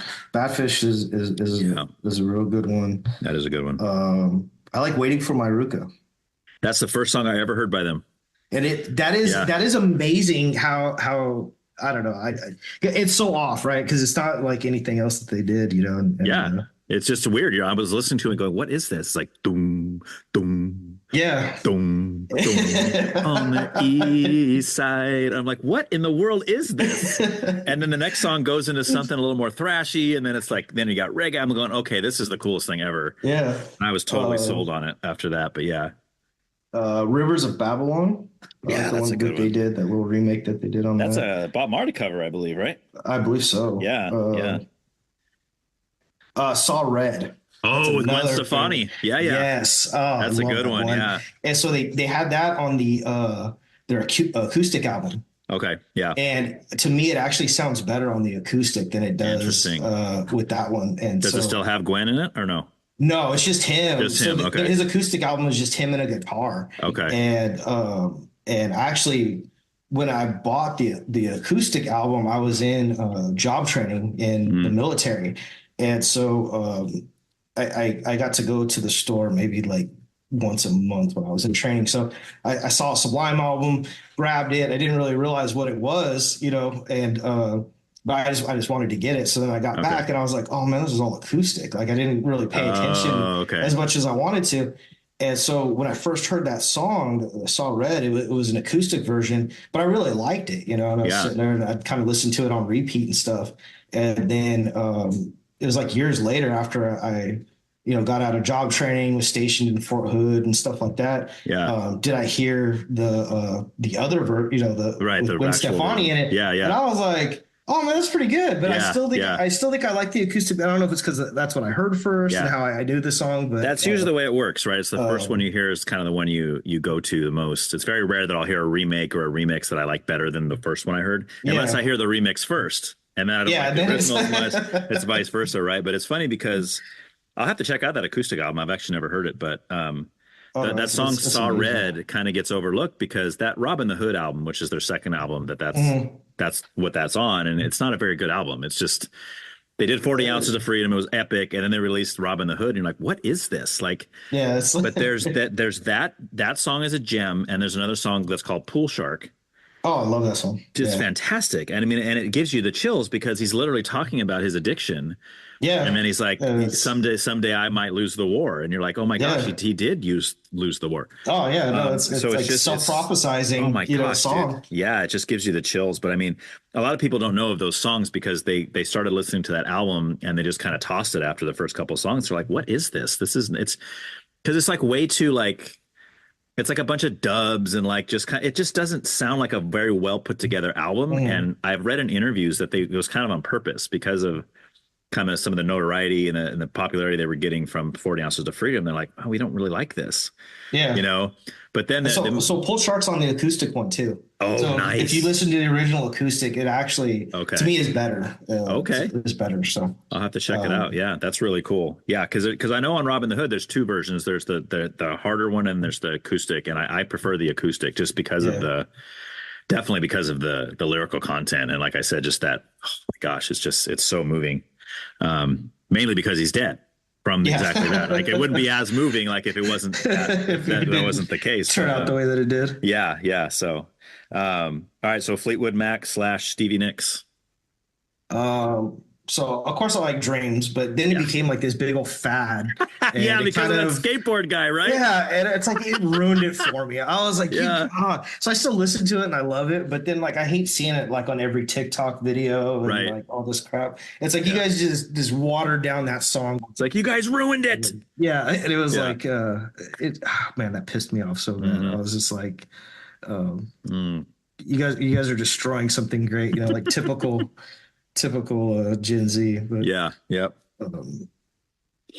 Well, I cracked up at how many younger kids thought that was a brand new song. Oh yeah, they were just like, oh, this song's brand. This band Fleetwood Mac has this. I was like, dude, that came out in like 1977 or something. Like, what are you talking about? That came out before I was born. It was before me. Yeah. So, but see, another one I like. I like The Chain. I think that's a good one. Oh, that's a good one. Yeah. Rihanna, but yep. So I didn't know that was a Norris goddess, that Rihanna song. I don't either. And so it's like supposedly this is the conspiracy, is that Stevie Nicks is actually like a witch, a practitioner of witchcraft. And all that kinds of stuff. And Rihanna is actually like a pagan god. And so if you listen to it, she's talking about like cats or the wind and stuff like that, and that was the attributes that the Norse gave to this goddess, And so it took on a little different meaning for me, but actually I absolutely love the song. Does that make it worse for you or better? Like, are you kind of like leery about listening to it after that? Or are you kind of like, oh, this is cool? No, it really changed because I always thought it's like some mystical woman, and I had this like beautiful woman pictured in my head of who this is and stuff like that. And then now I can see a picture of it and I know she's like a goddess, and and it's just kind of like it ruined the imagination of the song for me, knowing that that's what it was about. So, but still, it's one of my favorites that she did. Yeah. And Everywhere. Oh, love it. Yeah, and so that one. That one I really like too. Yep. All right, Boyz II Men. Oh geez, like all of them. Right. Yeah. So like the entire like Boyz II Men 2 album I liked. Okay. I guess like Motown Philly was like the first one they came out with. It was, like, that's the first one I heard. Yeah. 5th grade at the time, and they had like in PE we had to like dance to that song, and it was like it was so hokey. Even in 5th grade, I knew like, okay, this is stupid right here. Like this is, I can't believe they got us doing it, And there was like some of my classmates, and they were like into this. They were like pumped for it and stuff. And I'm like, oh, this is so retarded. Like, I can't do this sometimes. Like this, like I don't know. And so I like that, but I liked a lot of their stuff from the Boyz II Men 2 album. Yeah, I think that's probably their best album. I mean, I think the first one has a special place because, like you said, that those are the first ones we heard and are So Hard to Say Goodbye to Yesterday, and then the Motel Philly Into the Road and all that kind of stuff. Yeah. Oh yeah, exactly.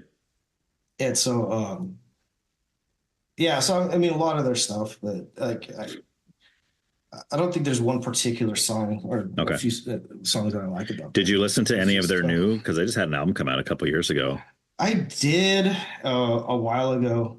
Okay. And it doesn't hit the same. Nah, it's not the same. It's not even. Well, the bass guy is gone now too, and that guy was. Oh, is it? Yeah, I know. There's only like one or two left from the original band or something like that. So yeah.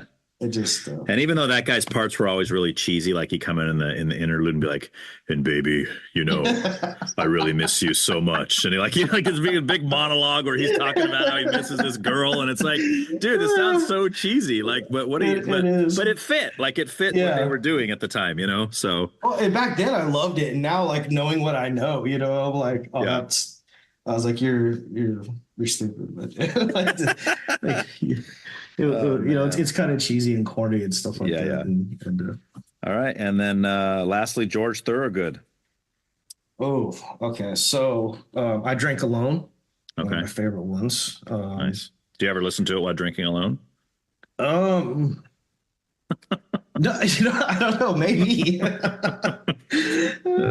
You're like, he gets me, man. He gets me. Yeah. No. Let me see. I'm not good with names, so I got to look up the stuff fine. up. So totally fine. One bourbon, one scotch, one beer. Of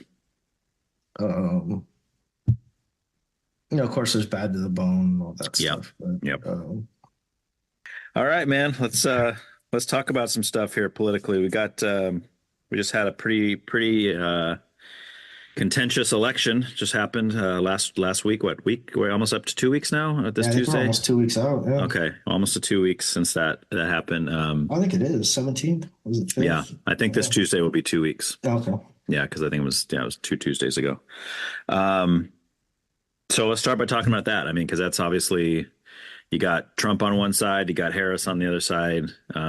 Everybody's got their own thoughts on that. So I'm a huge Harris supporter. Are you? I could tell. Yeah, no. It's not even close. I almost started off by saying I can tell that you are a huge Kamala Harris person, being sarcastic, because it's like, but that's just it. Nobody is. Even the people that wanted her to win, they only wanted her to win because she wasn't Trump, right? That was the whole thing.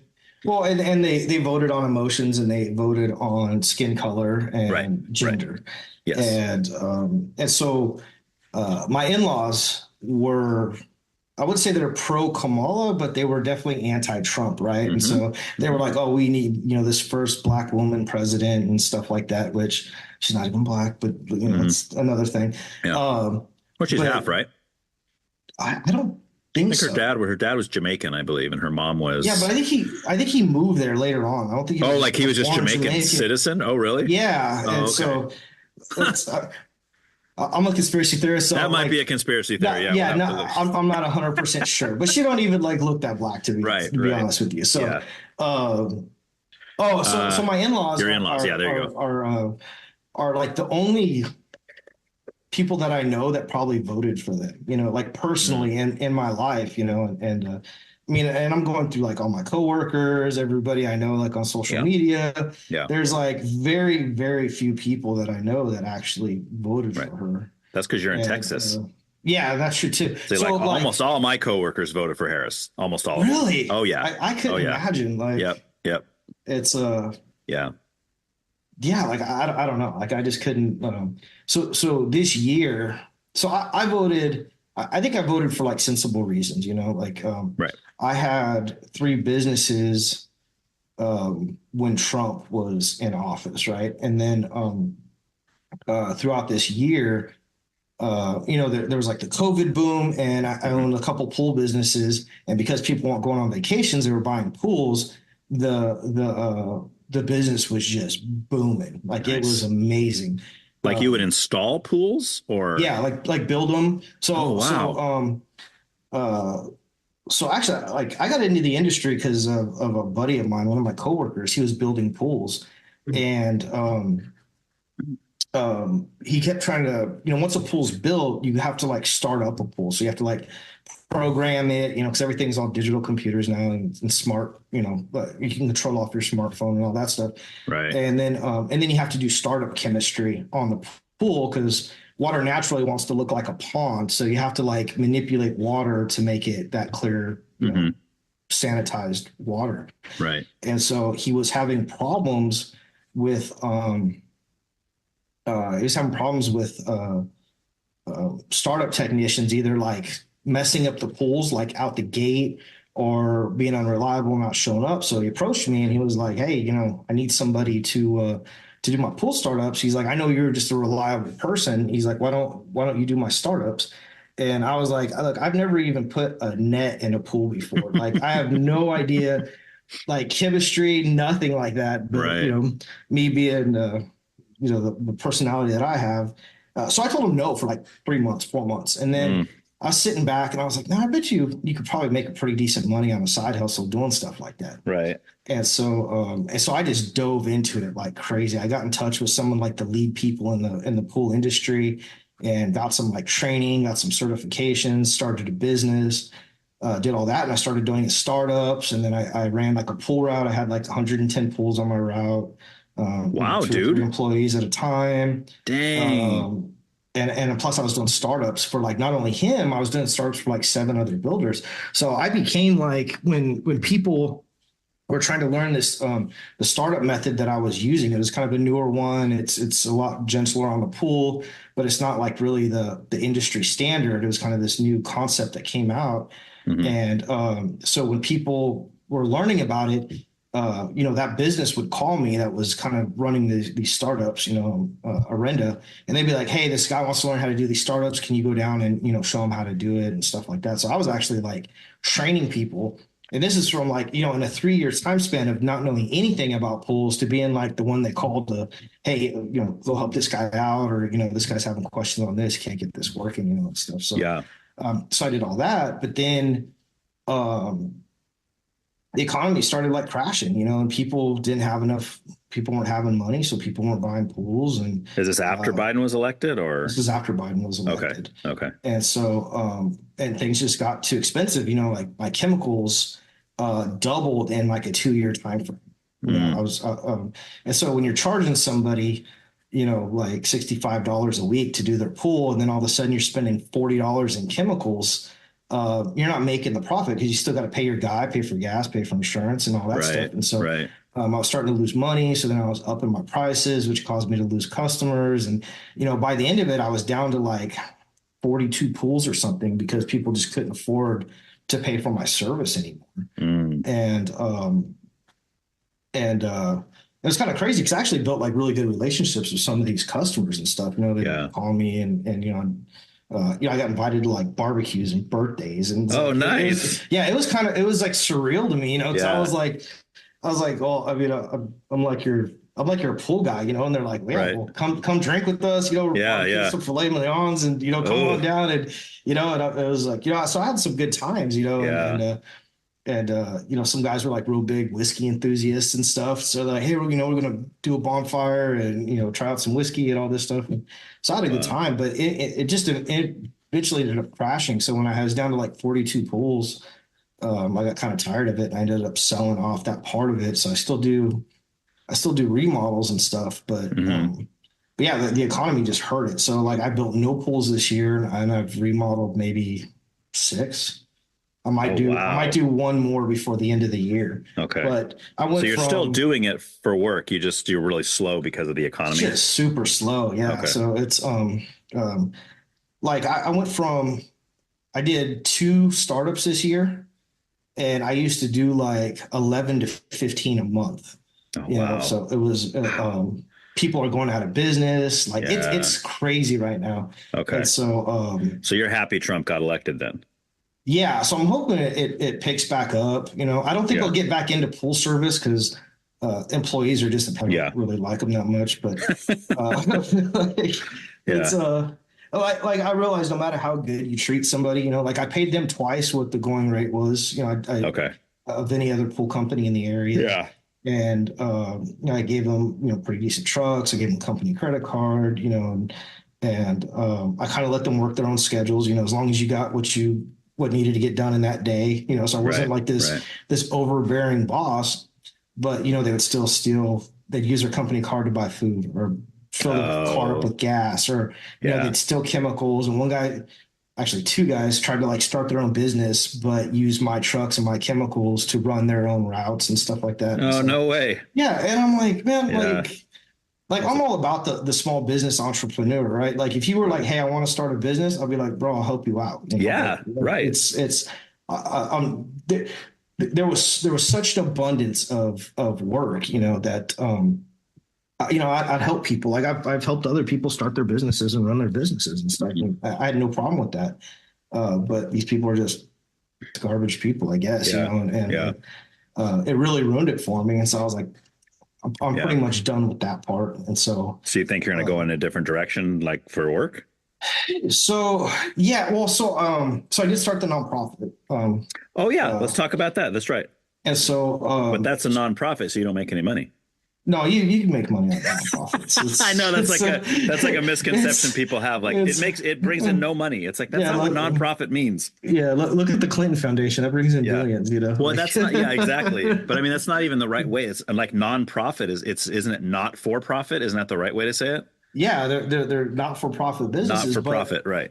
But what's crazy is you set whatever your salary is. So like I'm the VP of this organization, and so it's been around for a little while. Okay. And my buddy what's it called? NLAB, and it stands for Never Leave Anybody Behind. Okay. And so the focus is on veterans and helping veterans get their benefits, get employment, nice. You know, apply for jobs, apply for like housing, help them with like home loans or anything that they got. Right. We eventually want to expand that into like, we want to do like a boat captain school, and we want to do a flight school that's at no cost to veterans, and some other unconventional type ways of getting veterans, you know, going in life instead of just sitting around living off their disability, even if they have disability. If they even have it. Yeah, exactly. Yeah. And so, because that's a whole nother conspiracy theory in itself is getting veterans the care that they deserve. But so that's kind of been like my focus as of late. So like I'll do, like I said, like I only did like a few remodels, but they brought me in because they understood like the VA system and they understood all that stuff, but they didn't have like a real big business sense. They didn't understand how to apply for the 501c3, you know, and different things like that. And, you know, I'd already, this will probably be like this will be my fifth business that I started. Oh, wow. And they brought me in and they were like, I was like, yeah, you know, so I was like, well, you know, I want a board position if I'm going to be, you know, doing all this stuff for you guys. And the president's like, dude, I'll make you VP if you can get this thing up and running and off the ground. Nice. Know? And I was like, all right, bet, you know. And I went to the Secretary of State and I filed everything. And then I went to, you know, the IRS and filed for, you know, the tax exemptions and all that stuff. And it took me, he'd been working on it. Him and the other board members had been working on it for like 4 years, trying to get things kicked back and everything. And I came in and got it all together. I think we got our tax exemption back in like 4 weeks or something. So they've been working on it for years. I came in and got it basically up and running in like a month, you know. And so awesome. They were excited about it. So and I like the whole veterans thing too. So because you're a vet yourself, yes? Yeah. Okay. So I know how. I mean, I've been working on my disability benefits and different things with the VA for like 20 years now, and I still don't think I'm where I need to be, right? And so since we're in the political realm, you know, it's like you come over here legally, get a place to live, you get a card, and they just hand out this money, and then you see our veterans that are like struggling, suicidal, depressed. You know, they can't get you know, they're either under medicated or over medicated. There's no real like mental health solutions that are provided by the VA and stuff. And so I like doing this because I think we're offering real solutions. You know, we're trying to get people their benefits. We're trying to get people into a stable house and, you know, and different things like that. And then the unconventional, the reason why I wanted to do the boat captain thing is because during my healing part of it, you know, and I'm definitely not healed by any means, but what helped me was I took sailing lessons one time.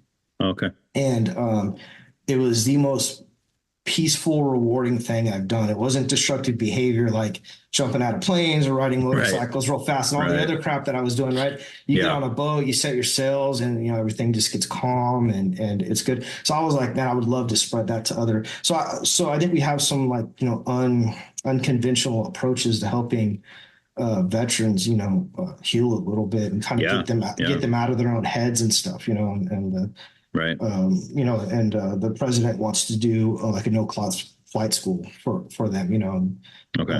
Eventually if we get enough donations, buy like a trainer plane, and partner up with like an instructor, that will donate some of his time and get these people, and then you could get into a career. It's, it's an exciting career, but it's unconventional type therapy, Right.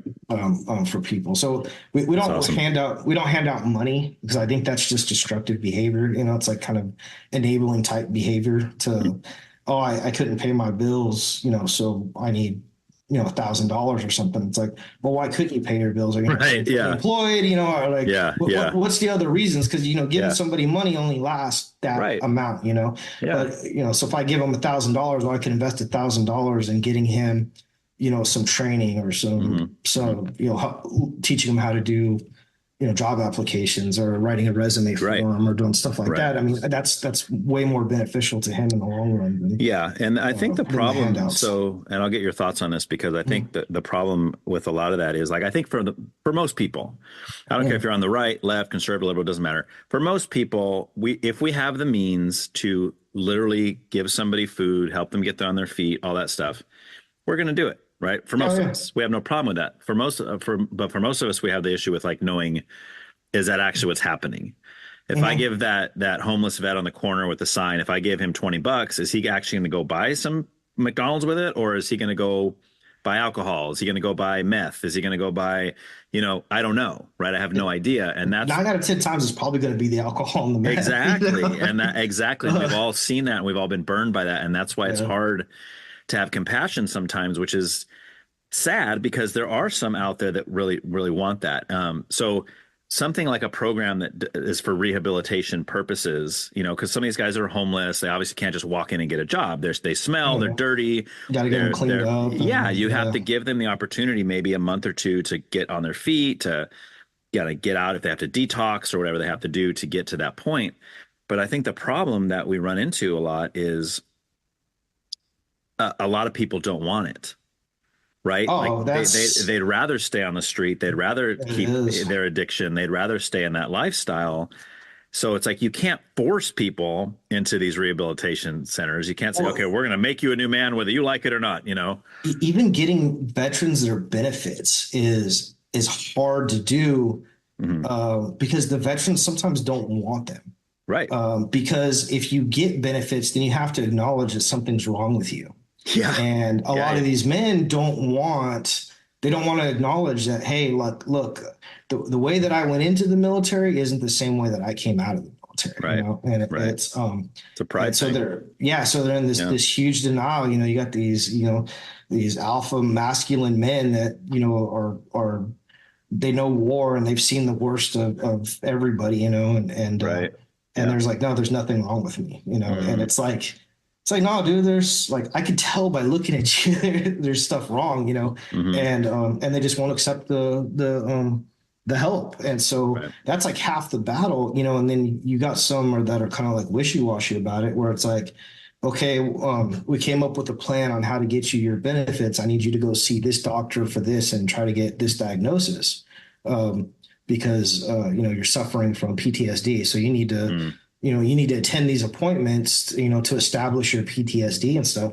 And they just won't show up, and it's like they semi-acknowledge that they have a problem, but then a lot of these veterans don't want to go sit in a room with somebody that most likely has never been to combat, never been in the military, never been anything, and then explain to them, what they did and why they did it. And I think a lot of people have fear of being judged for it because, you do stuff that you wouldn't normally do in your day-to-day life in America, Right.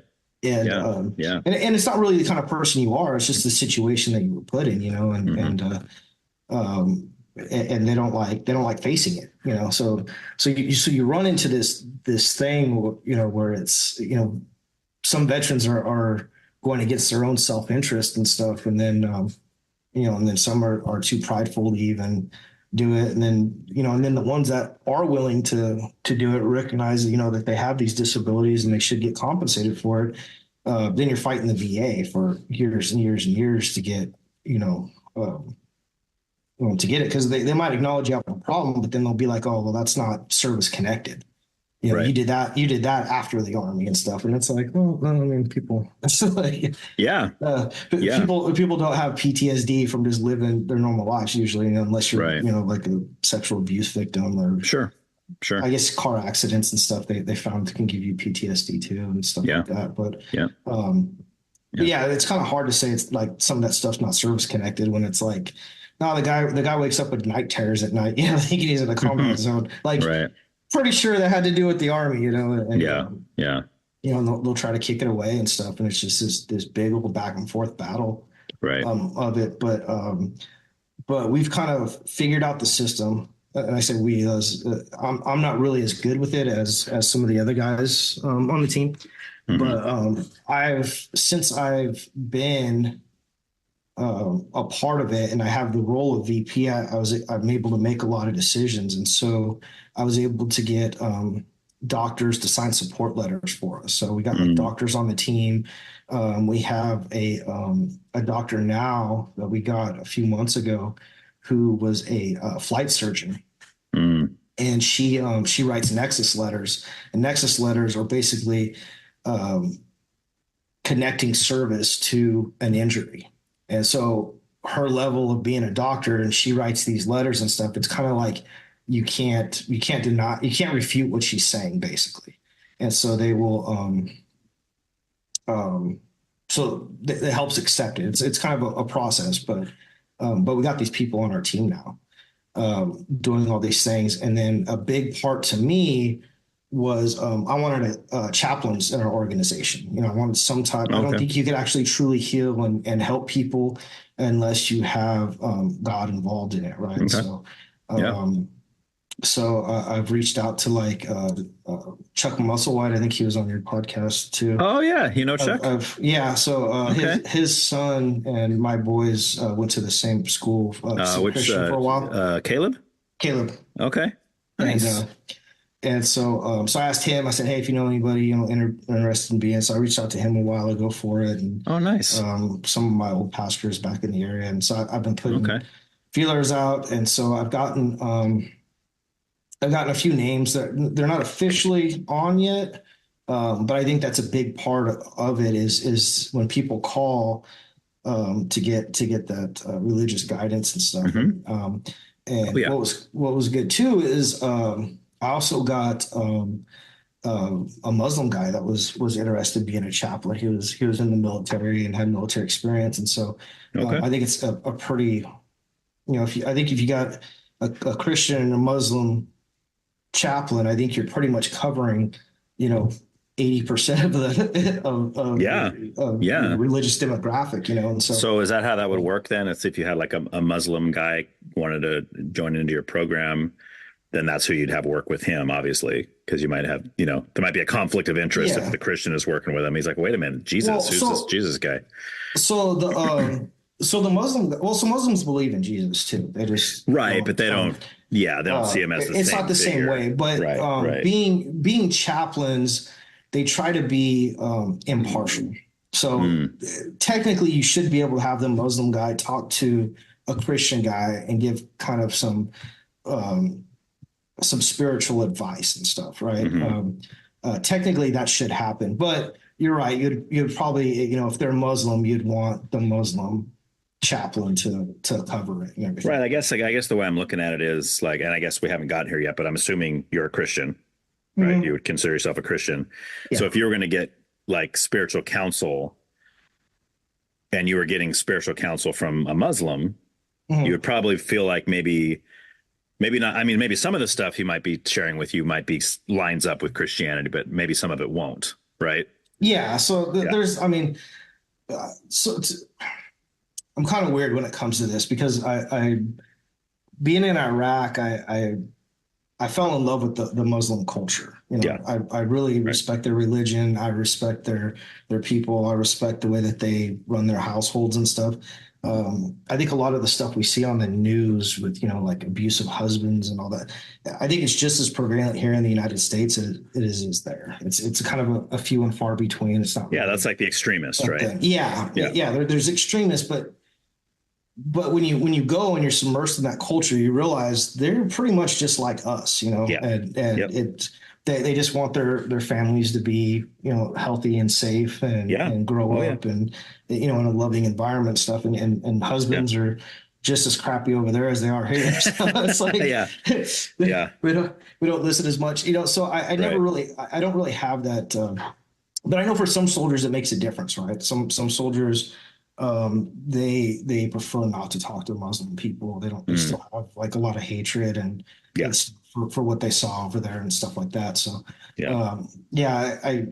I had a very unique experience over there compared to a lot of people because I actually, I eat dinner with them or I eat breakfast with them and stuff. And I got to learn their culture very well. And I don't, I listen to Dan Bongino, on the podcast sometimes, and he's just like, oh, they're savages. And they're like, I'm like, no, they're really not, man. Like I get, but so it's like on that aspect, I kind of disagreed, but I think you're right. Like if you're a Christian, you're going to want, probably to associate with the Christian stuff like that. But just in some, in some instances. And again, for me, that's what I would want to do, not because I have anything against the Muslim per se, but it'd be like, to me, it wouldn't be the kind of counsel I was necessarily looking for. Like if I'm counseling and he's like, oh, you have to seek Allah.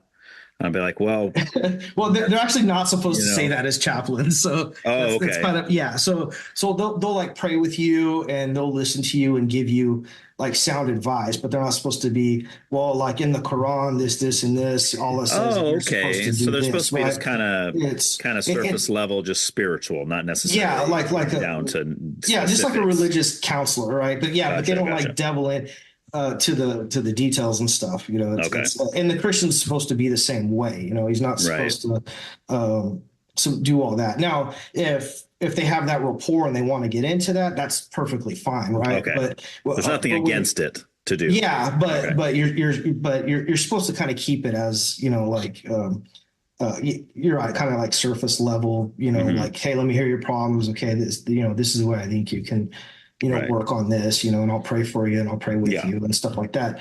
But so it's more like psychological counseling with a religious tint.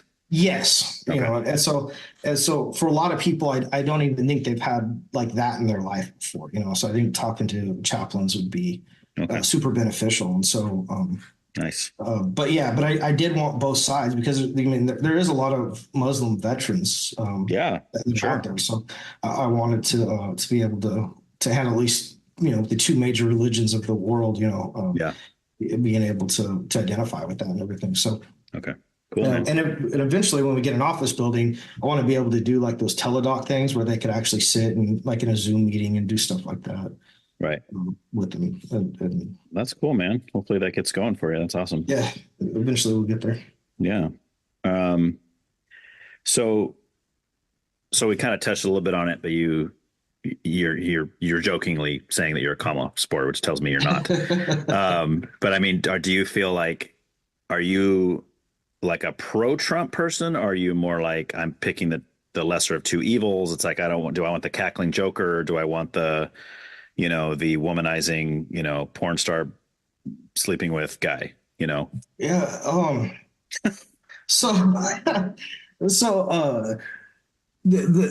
So I voted for Trump and I support him as president and everything like that.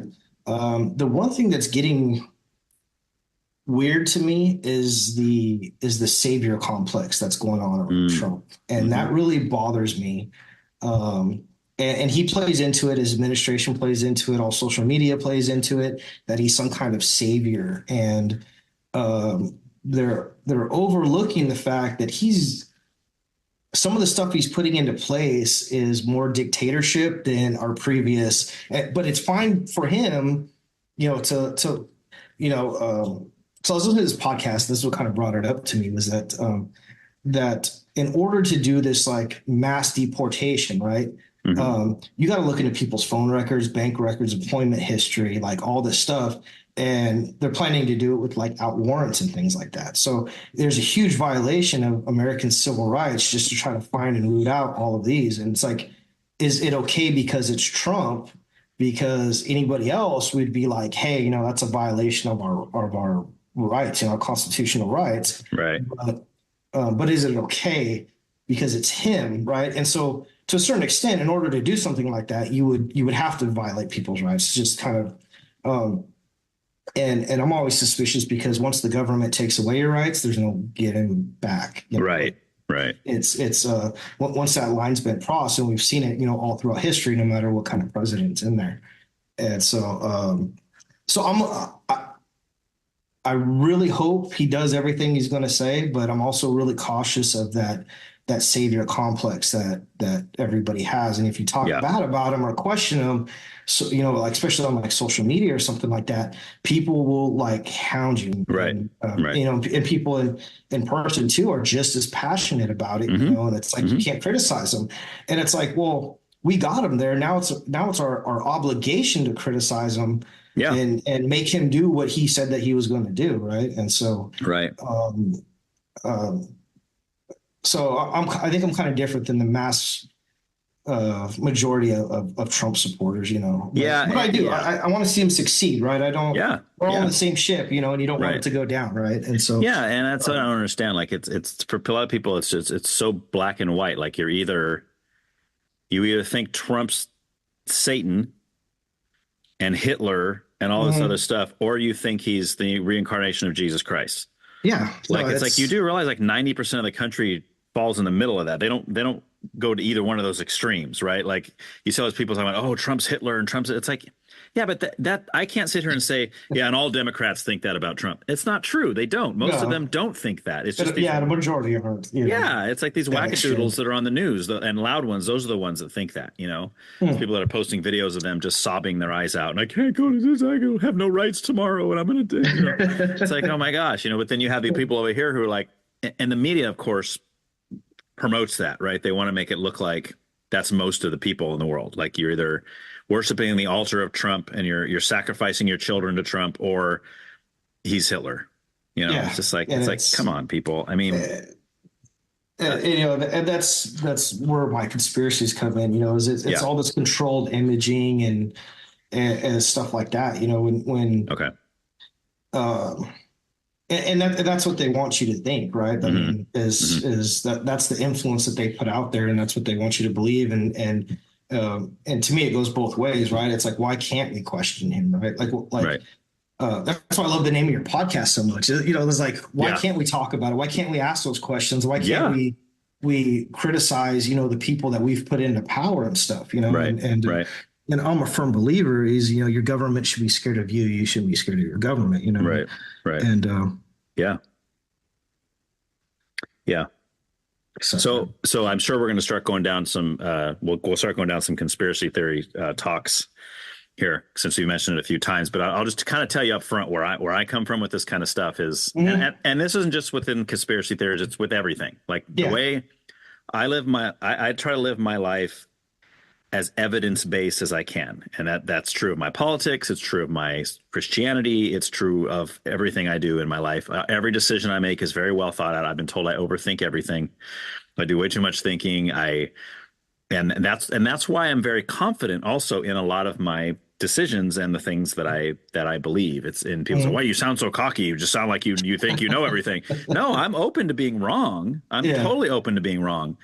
But if I sound confident, it's because I put the time in. I've done the work. I've done the research, and this is what I've come to. It doesn't mean I've come to a place where I'm like, oh, and you can never change my mind. Just get out of my face. Yeah. Always open to it. So when it comes to things like conspiracy theories, I go back and forth. Like some of them, I consider, and I can agree with somebody who's like full on conspiracy theory and say, well, this is why I think this, Ryan, this is why. And I can say, you know what? That kind of makes sense. I understand your reasoning for coming to that conclusion, but where's the evidence of that?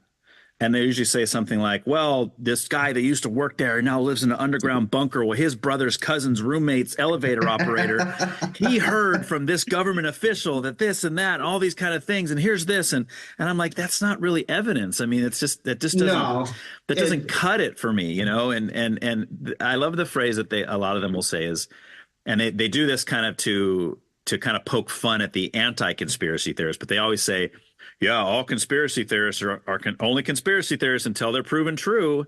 Yeah. And I'm like, and I'm like, duh. Yeah, exactly. Once it's proven true, guess what? It's not a conspiracy theory anymore because now you have actual evidence to back up the claim, So But I have lots of friends and we go back and forth and it's stuff. I got a friend who's big on the moon landing and we always talk about that and all this kind of stuff. So, but anyway, so that's kind of where I'm at. I'm open to being shown, and I am by no means the kind of person who's saying, no, the government only has our best interest in mind and they're always telling the truth and we can just trust our government. No, I know the government's lying to us all the time. Yeah. The question is, Constantly. yeah. And the question is, when someone makes a claim that's a conspiracy theorist, I immediately go into, okay, let's look at this. Let's look at what evidence do we have to support this?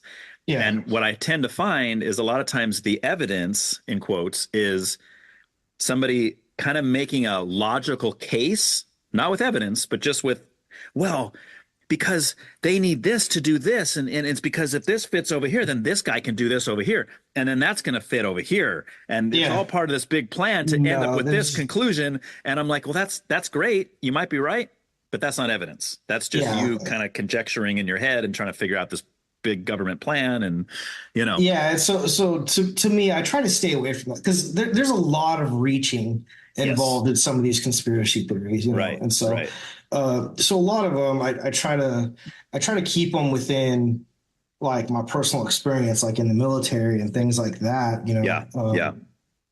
And I guess I really like, I think I'm a conspiracy theorist for some things and stuff, but, I do try to be a lot more rational about it than, I guess some of the people that I talk with and interact with and stuff like that, you know. You don't wear a tinfoil hat too often.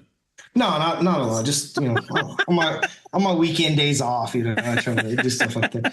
But so I try to base a lot of them off of logic or what I know, you know. Like one of the first things that made me start questioning the narrative was I was overseas in Iraq, and I was sitting in a lunchroom. And I was watching Fox News, and I had just gotten off this like kind of a major mission and everything. And they were kind of talking about it on the news. And when they were explaining what had happened and all this stuff, I was like, that's not even close to what happened. Like, that's not like, it was such a false narrative of what, so that's what. So you were actually there to witness this event or whatever it was. And then you heard the news reporting on that exact thing and they just twisted the whole thing around. Yeah. And it was like this big old huge like lie. It's like fabrication. It's like they had the units right and the area right, but like the whole situation behind it wasn't even like close to like what it was, you know?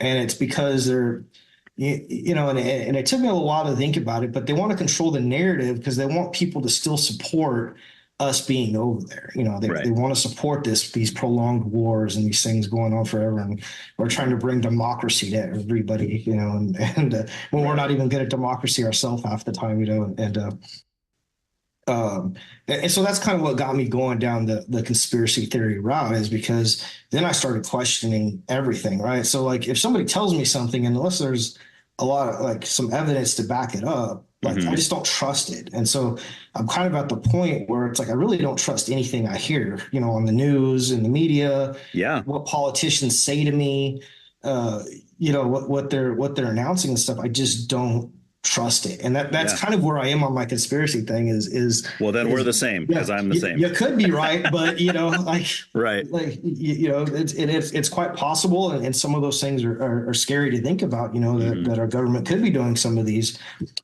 hugely nefarious things, you know. And do you feel like Trump falls into that? Or do you think Trump, since he's not really a politician by trade, that he kind of maybe does tell the truth more than the average politician?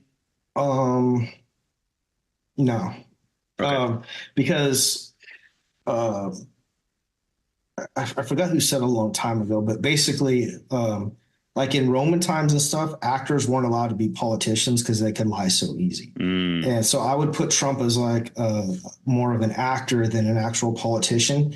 And that's kind of scary, right? So so to me, that's why I think I have the healthy, like I voted for him. I believe everything that he's ever told me it would be a good thing for America.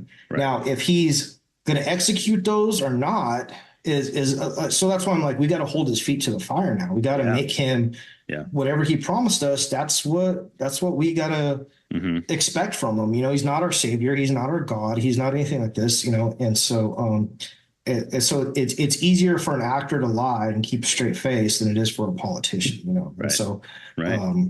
That's a cool quote. I've never heard that before.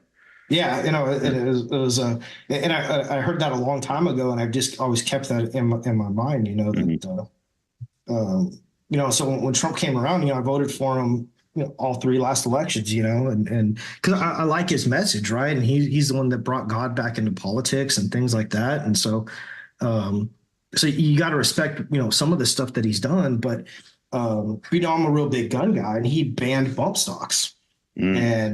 And I think they're trash anyways, and I don't want them, and I'd never buy one. Right. But at the same time, why are you taking away rights? You feel like some freedom is being taken away there. Yeah, so some of that stuff pissed me off. And then, he renewed the Patriot Act, and I'm like, that is the most unconstitutional thing that we've ever done in this country. And he renewed it like day one. No big deal, Right. And, right.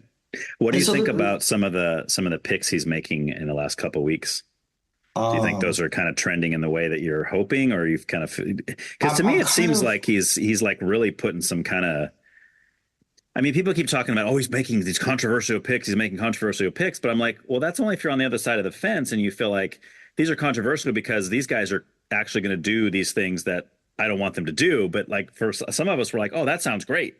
No, right? So that's the thing, is the message, right, is outstanding, right? But then if you look into a lot of these people's backgrounds, a lot of these people have dual citizenship with Israel and stuff. And I'm one of those people that I don't know why we consider Israel our greatest ally, because all they do is just get us into a bunch of crap overseas and stuff. So a lot of them have dual citizenships, and if we go back to Bible type stuff, you can't serve two gods. Right. You either serve the United States or you serve another country, whether it be Mexico or Israel or wherever else.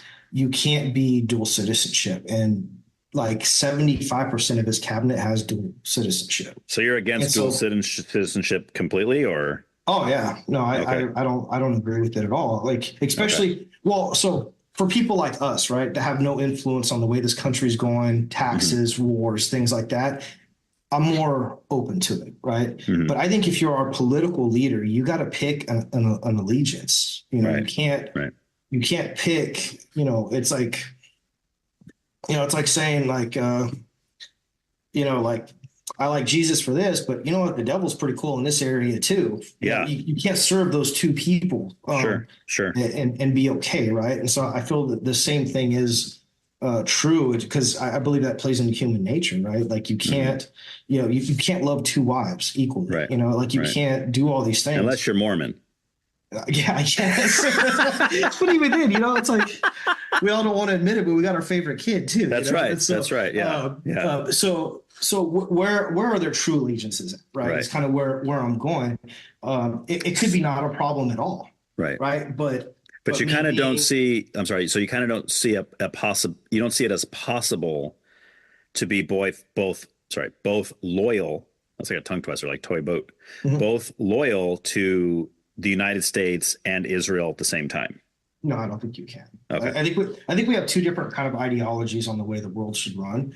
And, and I don't know how you feel about Gaza, but I believe that's just an atrocious abomination of human rights that they just violated, So, you mean Israel attacking Gaza? You mean, or just the mass genocide that's happening there. I am really, really against that. I'm against it when we do it. I don't believe that we should have been in Afghanistan and Iraq and everything like that. Well, let me kind of push back a little bit on that, just because, as far as let's pretend like you're Netanyahu, okay, and then October 7th happens. And that whole thing went down. So how do you respond? Like you attack a few times just to let them know, hey, that was jacked up, and then stop there, or like how do you retaliate? Okay, so this is where I guess my conspiracy theory comes in, right? Okay. Is that on October 7th, so Israel is like armed to the teeth with every Western technology, tank, Yeah. Other military. Palestinians have stacked. none of that, right? Sure. Palestinians basically live in a prison state to Israel, right? There's checkpoints. They're not allowed to have guns. They're not allowed to have, all these things, right? So how do they have an area of their fence that's that has cameras, that has military guard station there, that has all these anti-personnel type stuff going on? That area of the fence goes down for 24 hours, right? Where guys in trucks and AK-47s are allowed to breach that, right? Like, how is that even possible? Is my first question. Oh, I see what you're saying. As far as the attack from Hamas, right? Gotcha. Okay. And not to go and to dig even deeper, right? They've caught Mossad fund, just like RCA funds all these other people. Mossad has funded Hamas. They've given them money, and so I think it's this. And even though it's a conspiracy theory, I definitely believe this to be true, is because that's what got us into like Iraq and stuff like that, is you create a boogeyman and that gives you the right. Because look at the response to that, right? Is just utter decimation of an entire people's. They're not just going after Hamas. Hamas doesn't have that many. It's not that big of a terrorist organization, I know they blow it up to be like it is, but it's only a few thousand people deep, which on the world stage isn't nothing. Yeah. But so you're going to bomb schools and apartment buildings and churches, and you're just going to decimate everything because of that. That's an extreme response to that. Let me ask though, because and I might keep doing this, cutting you off, but okay. Just because there's kind of I don't want to leave this, because it's when we talk about like the media and we talk about like what we're being presented and what we're being shown and all that kind of thing. And we both already said we agree that, it's hard to trust anything that we see. Yes. So, I mean, ultimately you and I, unless we're over there, unless we're in Gaza, unless we're in Israel on October 7th, like we don't really know. All we know is what we're seeing. And maybe some of us might know people over there that are giving eyewitness testimony, that kind of thing. Because like if you at least listen like to the other side, and again, I'm not saying I know if they're right or who's telling the truth here. Yeah. But what that other side would be saying is that Israel is not targeting civilians, that they're targeting Hamas, but that the thing is that Hamas is hiding behind civilians on purpose.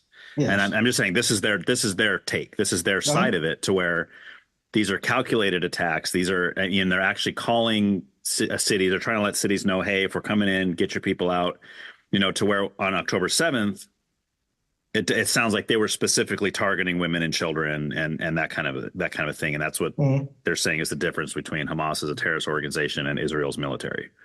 Yes. So how do we know like who's telling the truth there? If we can't trust the media either way, how can we really pick a side on that? Because if that's their stance, right, is that they're hiding behind women and children and stuff like that. Israel has the support of the United States, basically the whole Western world, right?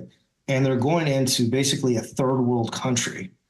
I know our capabilities, right? We don't need to bomb a building to get one guy, or even like 10 guys or whatever, right? We have the capabilities to where we don't have to do that.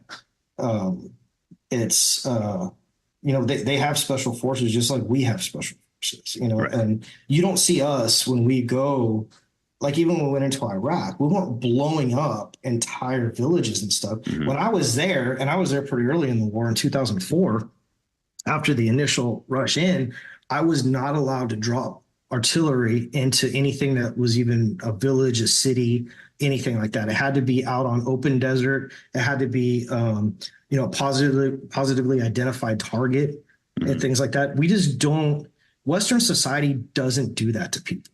And so that alone makes me question the narrative. You don't bomb a whole building. If you're trying to get a couple guys, right? You don't go kill 10 kids to get to that guy. Oh, like, of course. you don't, Of course not. Yeah. Like that's not a Yeah. justifiable Yeah. means for me as to why. I guess the question, though, going back to kind of like the media thing is like, how do you even know that that's what they did? How do you know they blew up a whole building to kill 2 guys or whatever? I mean, yeah. I mean, if that's what they're, but okay, so it's this.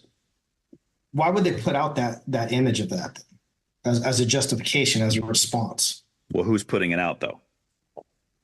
Israel, right? That was their justification for October 7th. For October 7th. That's what they put out. That's what they've done with their press releases and stuff like that. Okay. It's not because, like, oh, our news said that this is what they did. These are their actual press releases of like, we did this. So they're actually saying, hey, we're blowing up this whole building to kill these 2 guys. And yeah, a bunch of kids died, but we don't care because October 7th happened and screw everybody. Yeah, no, they're so the information age is crazy, right? Because now we have like TikTok. And so we have like, Israeli citizens and Israeli soldiers and stuff that are putting out content, and if you watch their content, then, they're like, yeah, destroy all of them, and granted, that's probably not all the people over there, but there's definitely that kind of sentiment, right? And then if you're videoing a bombing and it's taking out a whole apartment complex and you're cheering for that, that's not conspiracy. That's reality of what it is, right? Unless it's like a doctored AI video or something, and lots of crap like that's out there. So, so you're right. You do got to have healthy skepticism, right? But if the narrative that they're putting out is we're justified for this because of this, I'm not buying it. I don't agree. Well, and I think that's where, again, we have to assume what we're seeing through the media is true to even have this discussion.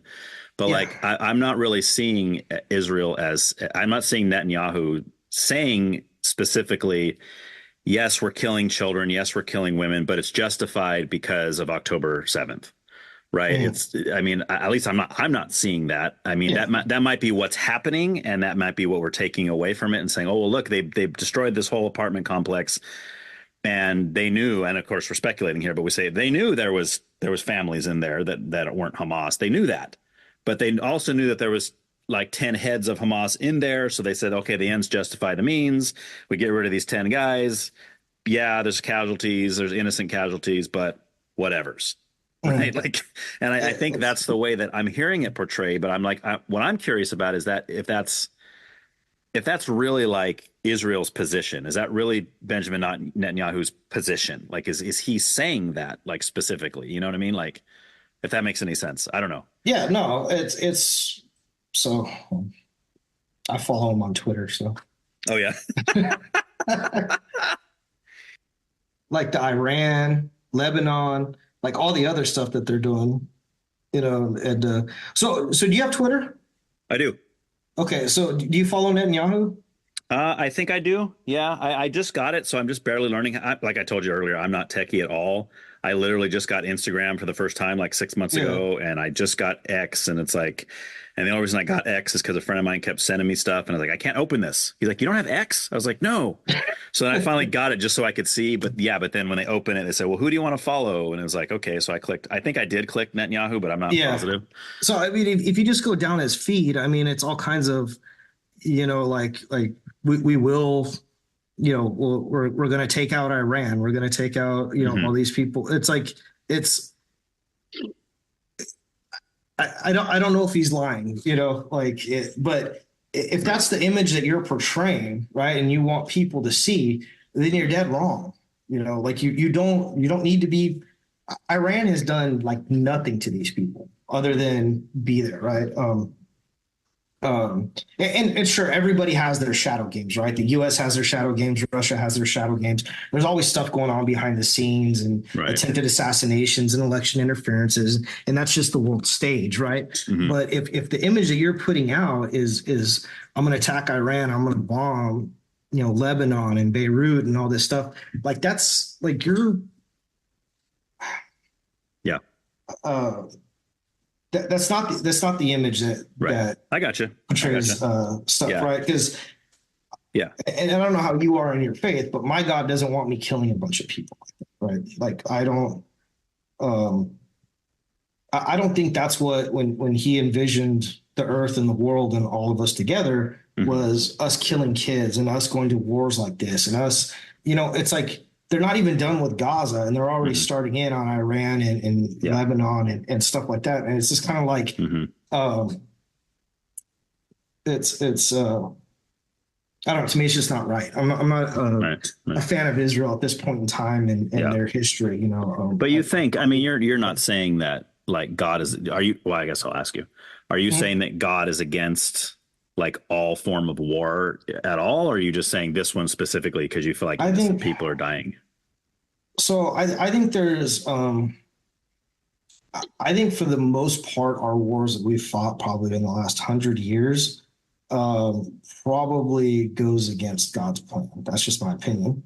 But and the reason why is because it's politically motivated, right? It's not righteous rage, right? That's talked about in the Bible, where we have this self-defense narrative going on. Like the U.S. is the most powerful force in the world right now, right? And nobody's threatening us like that, like to where, which is a good thing, right? No, it's a great thing, right? Yeah. Peace through strength, right? Which I believe is a big Christian value, right? But we don't need to be involved in all this crap that we're in, right? We don't need to be going into Iraq. We don't need to. I see what you're saying. We don't need to be sticking our nose in the business of other people, right? We don't need to be there for Israel. If Israel wants to start that stuff, we should wash our hands of it as Americans. Right. Well, let me ask you though. So as a Bible believer, what do you think about like when Scripture says things like of Israel, like I'll bless those that bless you and curse those that curse you? Israel being God's chosen people. Israel plays a significant role in the book of Revelation and the end times. Like it's very obviously a nation that holds a special place in God's eyes. So what do you think about that? Okay, so this is super controversial, but love it. You haven't talked about my nonprofit. Now I'm going to go into this. Oh, okay. We might have to see how this goes. So to me, the state of Israel isn't the lost tribes of Israel in the Bible. Israel's only been around since 1952, and it was a name taken from the Bible. It's not. You mean when Israel became a recognized state in 1952, right at the end of World War II? I think it was 48 actually, but was it 48? Okay, I believe so. I could be wrong on that one, but yeah. But either way, we're like thousands of years off from the chosen people of the Bible, right? And, and so no, I don't think they're the same people. Okay, right? I don't think it's the same thing. I don't think it's God's chosen people. So do you think those God's chosen people still exist, or do you think they just cease to exist? The 12 tribes and all that stuff. Well, so I do. So I believe it's us. I believe it's everybody. And I know this is really controversial, but I've read some people's belief on this whole thing. There was the lost tribes of Israel, and we're all scattered across the earth and things like that.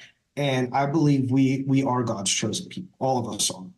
You don't have every human being on the planet. Yes. And so because we're God's chosen people, because in the times, right, there was like Nephilim and there was other forms of humans and all the stuff that's been through our history, right? Us as the human race, Homo sapiens sapiens, are God's chosen people, right? I don't believe it's a certain tribe of Hebrew Jewish people and stuff like that. And so that's just my I've read a lot of commentary on this, and to me it makes the most sense, right? Because out of why would I mean, if you look at the state of Israel right now, right, and let's just take it for face value of what we see in the media, do God's chosen people act like that? Do they slaughter people? Do they is that what they did in the Old Testament? In fact, in the Old Testament, right? But there's times when God told them to go in and literally don't leave the women and children alive because they're going to cause you to worship false gods and false this and that. But then they didn't do that, and there was all kind of problems becoming. It sounds harsh based on our day-to-day normal peace. Yeah, but then we have Jesus, right? So we're not under the old Torah law anymore. Well, correct. So, and that's where I definitely, I mean, I don't think that I am part of Israel per se. Because I'm not Jewish, but I mean, Yeah. I think, and that's the thing for me. Like, I think you have the Old Testament and you have the New Testament, and you have the Old Covenant and you have the New Covenant. And I think God did make a covenant with the people of Israel as the chosen people. Mhm. But you're right. But then Jesus comes on the scene, and what was the biggest beef that the Jewish people of the day had with him? Right, is that he was not being the traditional kind of follow the law and all. He was kind of like, no. Now Well, you need me he- as your savior, and now we're going to have this thing called the church, which is going to be comprised of both Jews and Gentiles. Basically, anybody who receives Jesus as savior is now part of the church. Yes. Right. It doesn't matter if you're what ethnicity you are. It doesn't matter if you're slave or free, if you're man or woman, all this stuff. None of that matters. Right. What matters is you're either indwelt by the Holy Spirit or you're not indwelt, like sheep and the goats, as the Bible talks about. Right. Yeah. So then there's that whole aspect. But I personally don't believe that means like Israel's done and there's nothing to do with Israel anymore, and it's all the whole thing. Because like I said, I see like Revelation talking about the end times. It does talk about 12,000 from each of the 12 tribes of the earth. It's got that 144,000 of the remnant, right? So I mean, there's something to that, and I'm not going to sit here and claim to understand all of that, because Revelation for me is one of those books that I like. You got me. There's a lot of symbolism in there. I have no idea, but I read commentary on it and I'm fascinated by it, but no, I don't pretend like I understand it as well, right? Right. And so I mean, to be straight up, my knowledge of the Bible isn't the greatest, right? I like listening to what other people say. I like, hearing podcasts about, people's belief in it. Some I like, some I don't like. It's like, and so I'm this huge conglomerate of just the opinions and church goings and stuff like that, right? Sure. And not all of it I agree with and stuff too. It's like this last church I was in, like I pretty much got removed from it because of my beliefs and stuff. Wow. So, you're a heretic. Yes, like that, and what was crazy, I didn't even think it was that bad, but I find it hard to believe, right, that God created everything, right? Mm-hmm. But then he had people that he placed above everybody else, and I don't like accepting the fact that I'm a Gentile and not a chosen one. Mm-hmm. And to me, that doesn't seem loving to me, right? So that's kind of my litmus test for the Bible is are people's interpretation of it is there loving and peace, and is it good message. And don't take me wrong there. I'm not into that feel good Christianity either, but yeah, no, I know. I get what you're saying, but I mean, it's hard. It is hard. Why would he create everything just to like not care about these other people, right? The Gentiles are second-rate citizens that are there to serve the Jews. Well, I personally I wouldn't word it that way if I was discussing it. I don't see it as second rate.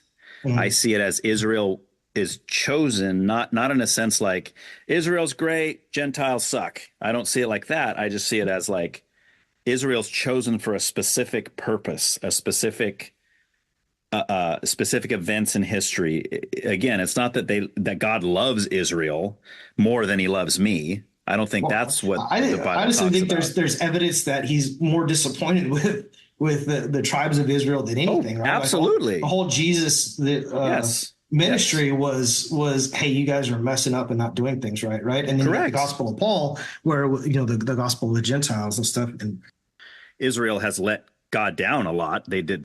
I mean, from day one, they haven't been obedient, mm-hmm. right? But neither has the church fully. I mean, I'm a big proponent of, look at what the scriptures say, look at what God said. Don't look at God's people as an example of who God is all the time, because that's not always the case, right? Like it's exactly. Yeah. So you got people saying, "Oh, I drowned my kids in the bathtub because God told me to."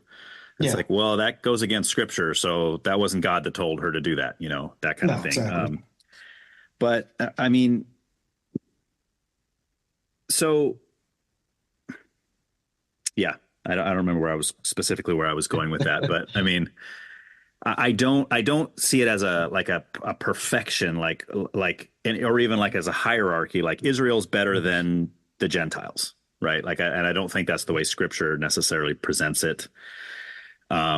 I think, again, it's just for the purpose. It's like the same as with Jacob and Esau, right? Jacob was chosen to be the firstborn, even though he was the second one born, right? Of the twins, Esau came out first, Jacob came out, but it was decided and chosen that Jacob would get the firstborn rights. He would be the one that his name would become Israel. That would be the start of Israel, what we know as Israel, right?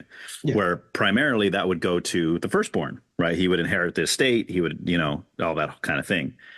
So, and it doesn't mean that God liked Jacob better or, what I mean? So I don't know. Although it does say Jacob, I loved, Esau, I hated. So, I mean, there's that verse. Yeah. But I think that, again, I think it has to do more with like the purpose and the chosen, like,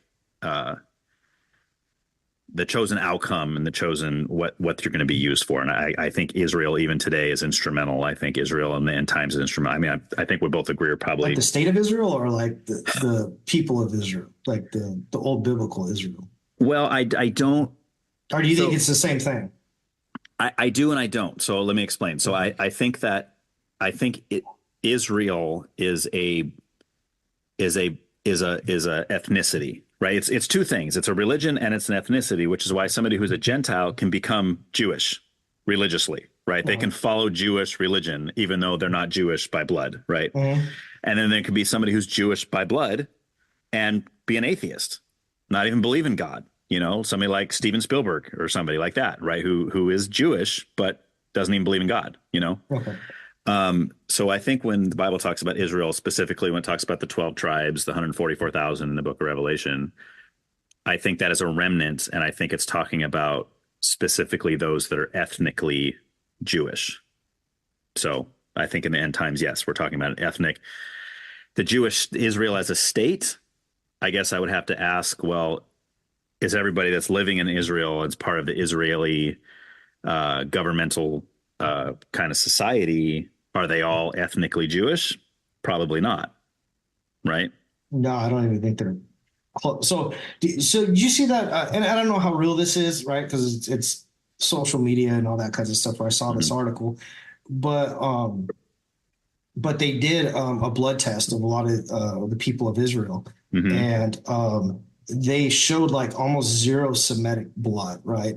Oh, really? It was like, but then you go to like the Palestinian people, and 80% of them are showing Semitic blood.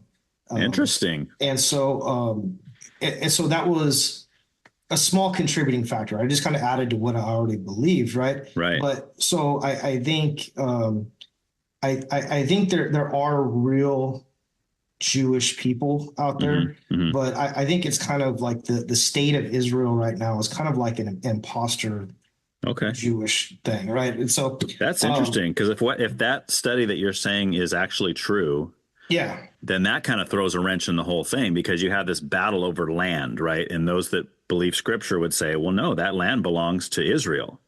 But if they're doing blood tests and they'll be like, well, no, the Palestinians are showing more Semitic blood. Then it's like, well, then they technically are Israel, even if they're calling themselves Palestine or Palestinians, right? Yeah. Well, so I mean, so the old world,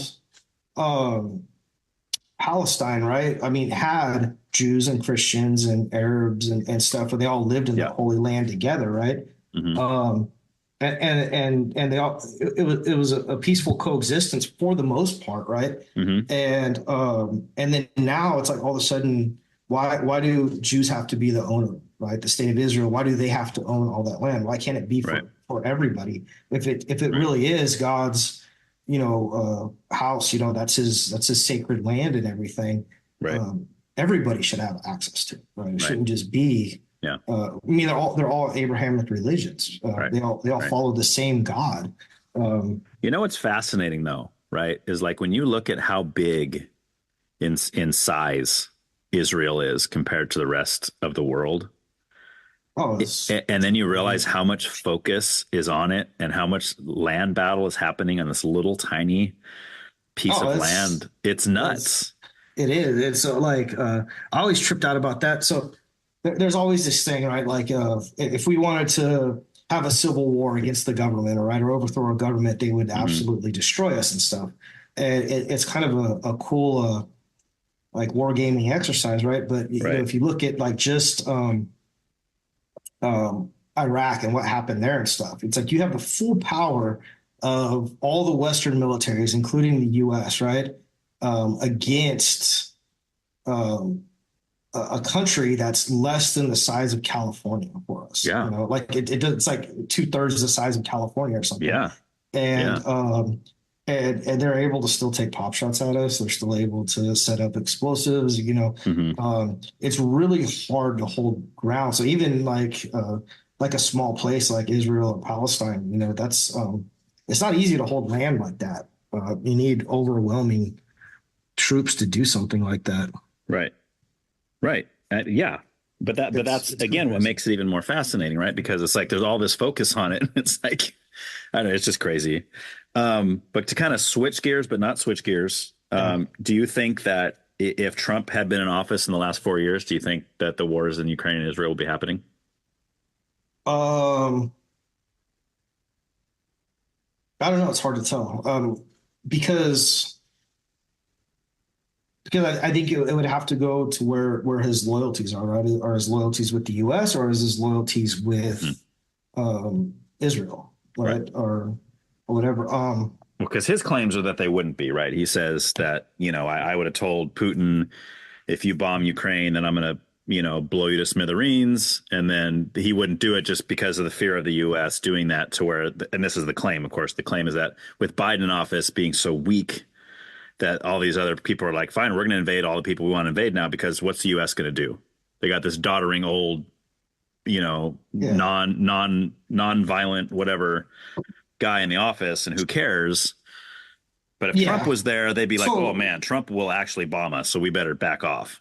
So to me, and I know this is another unpopular opinion, I don't think Russia's not the boogeyman. I don't think we make him out to be. I think Russia has been really level-headed in a lot of these things. Now, people are like, hey, I'm going to stop you there because they can't be, because every movie you watch, who's the bad guy? right, Come Russia. on. And it's so it's this crazy thing to be, right?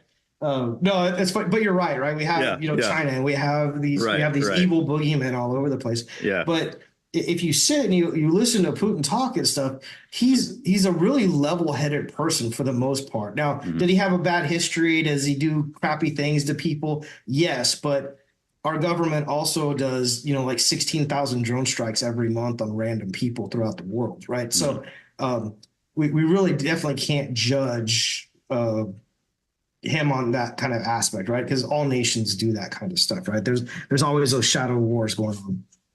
But his face that he presents is really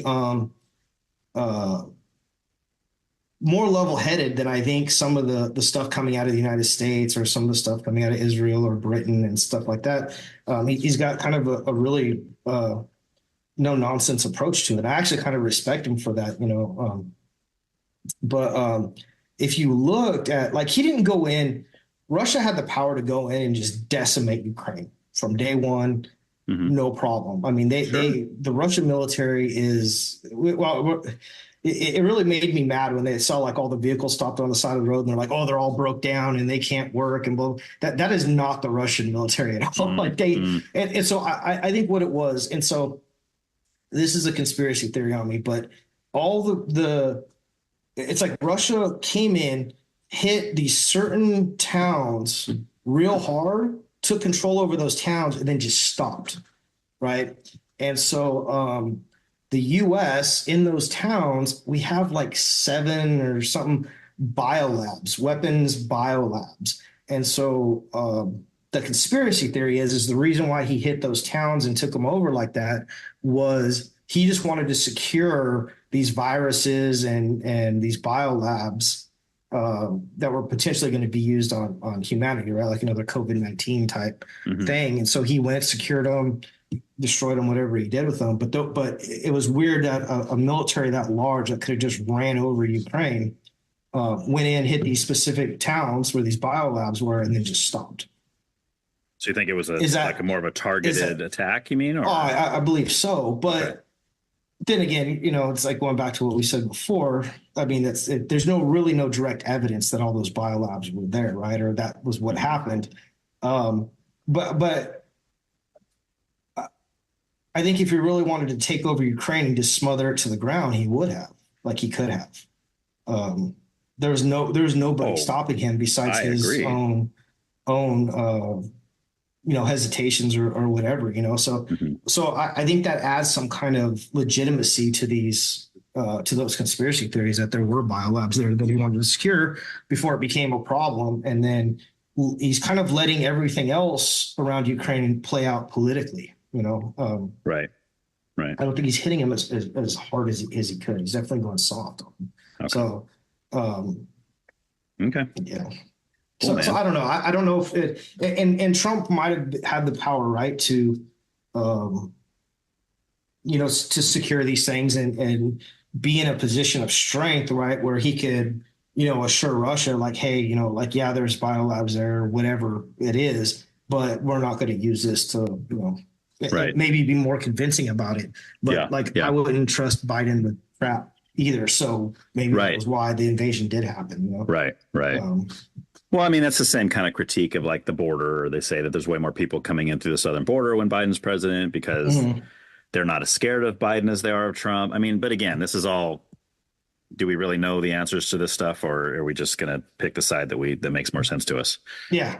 Ultimately. All right. So two more things just to kind of throw at you real quick before we jump full into spirituality. We've already been kind of talking about spiritual stuff anyway, but when we talk about conspiracy theories, I got two questions for you. I want to know where you stand on these. We don't have to go too in depth with them for the sake of time. But the first one would be the 2020 election.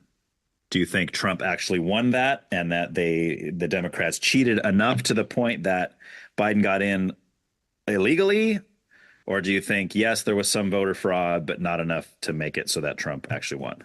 No, I definitely believe that there was a ton of voter fraud that happened, just because on any given election prior to the Trump elections, you had a 30 to 40% voter turnout, right? And then during the Trump elections on the Democrat side, all voters, you had like 123% turnout. That means like every single person in that county plus extra people like came in and voted, right? Yeah. 20%, an extra 20% of people we didn't even know existed. It's impossible, right? Like, so that alone just tells you that there was definitely fraud that happened, and it happened in multiple counties all over the United States, I think that just goes to show, right? And we even had some this last election where he like blew people out in a landslide, but you still got like California counting votes, 2 weeks later, we still can't decide who the winner is, right? Because they're still counting mail-in ballots, right? But it's like, if the ballot isn't there by the day that it needs to be there, like your vote just doesn't count, right? That's what I'm saying. I think it should only be same day. I think there should be one day you're allowed to vote. I think you should have to do it in person, and you should have to show ID when you do it. Yeah, because everything else requires that. Everything else in your life requires everything. Yes. Yes. But if you can't, let's say you can't. Let's say you don't have an ID. Okay, well then you can't vote. Yeah. Well, what if I'm disabled and I can't get to the polling office? Well, then you can't vote. And I know that sounds harsh. And people are like, well, but he's handicapped. I don't know what to tell you, because it just opens the door to too much potential fraud. Yeah, and that's so. And on the scale of people that are can't make it because of those circumstances, that's a really, really low amount, right? Yes. That's not gonna sway the election, to people that are so crippled they can't even make it out of. Yeah, I mean, because most people that have, disabilities and stuff, do they ever go out to eat? Yeah, they still function in society. Yes. Do their friends pick them up and take them to the movies? Yes. So why can't they pick them up and take them to the polling station? I mean, it's just, it's all like big cop out where they're just trying to get that. Well, we need to have the mail-in ballots because what about these people? What about this 2% over here? It's like, well, first of all, most of those people can still get to the polling booth if they really wanted to. Yeah. And that just shows that you're probably doing that because you want this mail-in ballot thing, because you can work with that better if you're trying to cheat than you can in person, right? So Project Veritas had the video of one of those like an 18-wheeler coming in with with ballots in the back of it, Right. and they're like, well, we're going to keep an eye on this because it's just suspicious that a whole truckload of ballots would just come in like that, Right.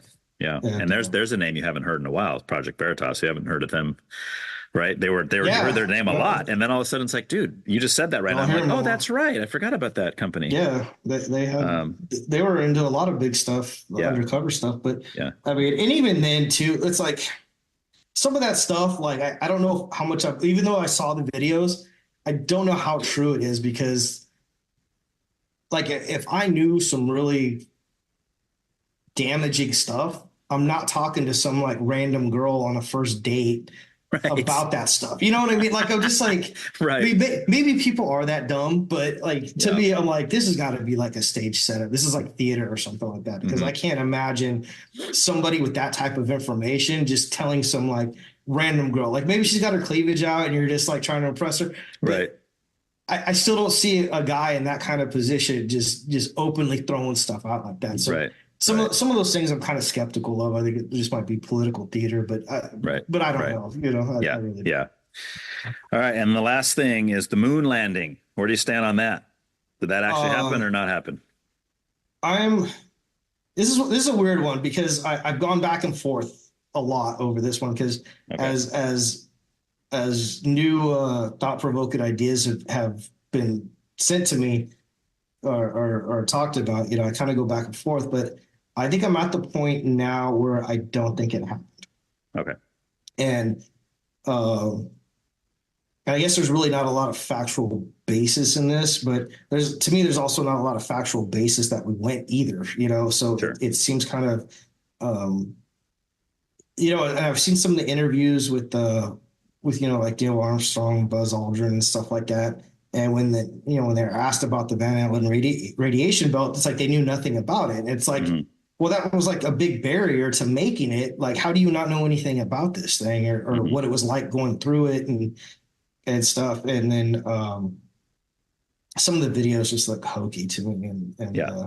But why can't we do it now, right? Like we're way more advanced now. We have SpaceX. We have, well, we probably could. We could do it now. The question is, why would we do it now? Do we have incentive to do now? Before it was a race to get there before Russia.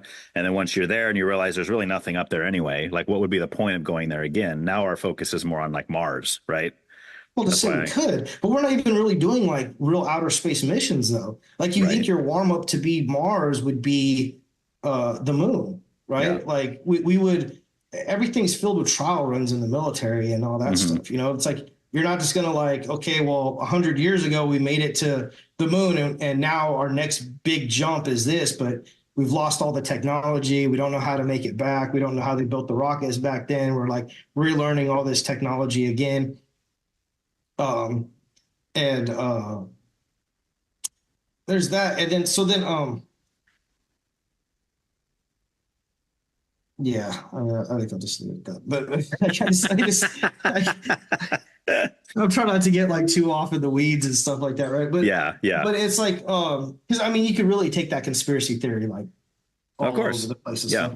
But no, I think at the time the political thing of us being first and us being the winners and everything, I think that meant more to us than actually making it to the moon, And so I think we presented this lie to the world that we're better and we made it and we did all this. Right. But I don't think we actually did. Yeah. I think, again, down with the Russians, right? It's always down with the Russians. It's like, we got to beat the Russisions.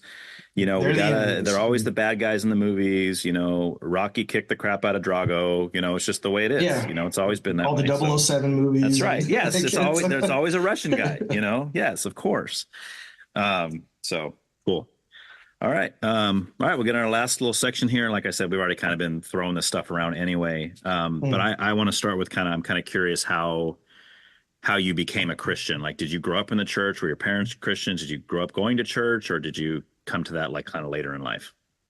So I think I kind of came to it later in life. My mom, I think, grew up Catholic. Because my grandpa was full-blooded Filipino, and in the Philippines, Catholic is a big religion over there. So she kind of grew up like Filipino. I'm 25% Filipino. I would not have guessed that at all. So, I don't see it at all, man. It's well, I'm kind of short, so maybe Yeah. that's like Yeah. if I stood next to you, be like, oh yeah, you got some Yeah. Asian Yeah. in you. Now I see it. Now I see it. Yeah. But no, growing up in my household, like we'd pray occasionally, but we were never like church going people. And so by the time I hit like junior high school, I started going with friends. Like I've been to like, because I was always curious about it. I wanted to know more. My parents really didn't want to take me. They weren't really interested in church. And so I've always kind of, from a younger age, been seeking God, right? And and so I'd go with like friends. I've like dated girls and went to their church with them and stuff too, just because I was curious, right? So I've been to like Mormon churches, Baptist. I mean, I've been like all over the place, Catholic churches, and all kinds of stuff like that. And it was just, it just wasn't what I want every single time that I went, right? So I've always kind of had this weird relationship with the churches growing up. And so for a while there, it's like I didn't believe. I thought it was all just a money-making scheme, control, all that stuff. So I went through that whole phase right there. Went through most of my military, not believing, like I went to church in basic training to get out of in basic training, like okay. it's there like, you go. So it gave me like 3 hours of like reprieve of drill sergeants, because they just would not mess with you if you were like at church, on Sundays. Right. And so, and I use that time to basically just sleep in the back, it wasn't, so that was all the way up until, so I'll share some combat with you, because this is kind of where I came to the realization that there actually is a God. Okay. And so I was I was overseas in Iraq. I'd probably been there for 7-8 months. I did a 14-month deployment, and then I was over there for about 7-8 months in. We kind of moved to the Mosul area, the northern part. Weather's a little bit better up there, a little bit cooler. Mm-hmm. And we were out on a patrol. We used to do like 3-day long patrols where you're only sleeping like an hour or two a day. You just kind of find like a little building or something, get a couple hours and go back out on patrol again. Right. And so we were like a day and a half into this, and we're walking down the road, and then all of a sudden, like off in the distance, like maybe like 200 yards, an IED blows up.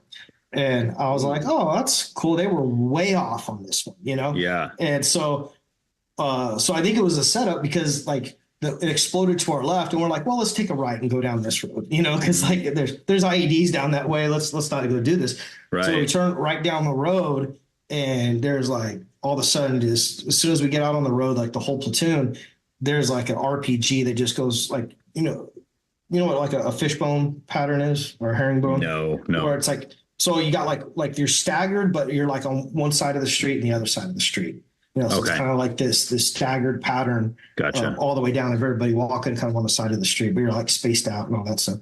Well, down the middle, so like essentially down the middle of the street, an RPG just goes skipping down, and then machine gun fire starts, and all this stuff. And so I ducked behind this wall. And so my job in the military was I called in like air strikes, artillery strikes, mortar strikes, and stuff like that. So you kind of got to have your head together and kind of be like, okay, this is my position. I need a bomb dropped or artillery to hit like this position. So there's like some calculation. You got to call out some grid coordinates, and you got to make sure you're not dropping on your own guys. And there's a little bit to it, Yeah. And so it was hellacious, because I was like behind this brick wall that was only like maybe 5 or 6 feet tall, but like above me, there was machine gun fire hitting on the top, right? And so, like there was like the brick was getting busted up a little bit, and I was sitting there, and I had another guy with me, and he was like full on panic mode, like couldn't move at all, and so I kind of pushed him into the corner a little bit, and I was sitting there, and I was trying to like have my map, and I have like my compass out. and I'm trying to figure out what to do, and I'm just staring, and like nothing's working. Like brain's just not functioning. Nothing's going right. Oh yeah. And so and remember, at this point in time, like I do not believe in God at all. I don't believe in Jesus. I think it's all just control. Oh, you were like an atheist at this point. Kind of. I mean, I really didn't know what an atheist was. I was just like, Okay. all of it's just bull crap. I don't. Right. I don't care. I didn't have like a designated title or anything. You know what I mean? Yeah. I was just like, it's all just trash. And so I sat there, and you know, your hands are shaky, and it's like you're just sweaty, and things are just going crazy around you, right? And you know, and I looked down, and the RPG had like clipped the last guy in the formation in the ankle, like the fin hit his ankle, so he's like laid out like in the middle of the street, you know, and he's got his hard hat, his Kevlar off, and he's like resting his head on it while there's still all this gunfire. And he just lights up a cigarette, you know, and he's just sitting there because his legs like cut up from the fin off of this RPG, you know, and it's just like, it's like that dude is crazy as there. No, and so so just all this stuff was going on, right? We're returning fire. There's all this stuff going on, and I say, and I'm like, God, please help me right now. And I don't know where it came from. I just did it, right? And I felt like this heat just start in my toes and come all the way up my body. And I felt like I was just like in this like just hug or something, you know, like something was just grabbing me and hugging me. And I felt so warm and comfortable. And like I could have been on a beach in Florida, you know, like it was just the most comfortable I've ever felt in a long time.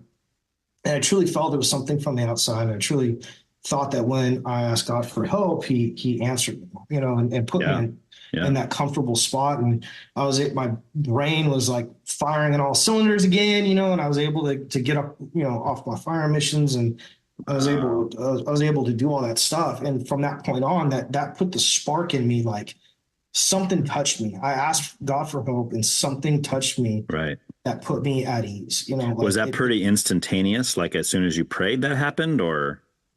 Yeah, like within, I would say like a second or two. Oh, wow. And, and it just, but it was weird because it was like slow motion, right? Like it probably all happened like in the snap of a finger, right? But in my mind, like I could feel it like hitting my knees and then coming up and, you know, going through the top of my legs and my stomach and my chest. And finally, like just the top of my head, you know, and it's like, when it hit my head, I was just comfortable. Like it's hard to describe. It's like almost like euphoric, you know, and it was just wow. Like I just wanted to stay there. I didn't want it to like end or anything like that, you know, and it was just kind of like it just reset my head, got me back, you know, back in my place and stuff. And I never ended up like the fire mission was too far inside the village for them to drop. But I mean, at least I got it out. I got the information, gave the enemy coordinates. I was able to do all that kinds of stuff. And so it was just kind of, it's kind of surreal. And that's what kind of sparked me off. And then my interest in God and finding a religion and stuff became more important to me, because I was like, well, I got to find more of this. I want more of that, you know? And I'm curious, like, what exactly was it? You know, was it angels? Was it God himself? Was it, you know, like what exactly was this experience? You know? Well, that's what I was going to ask you. Like, I was going to ask you, how did you, at what point did you go from this kind of generic God belief and something, right? Well, something touched me, like you just said. I prayed to God, and then this happened to me. So something is going on here.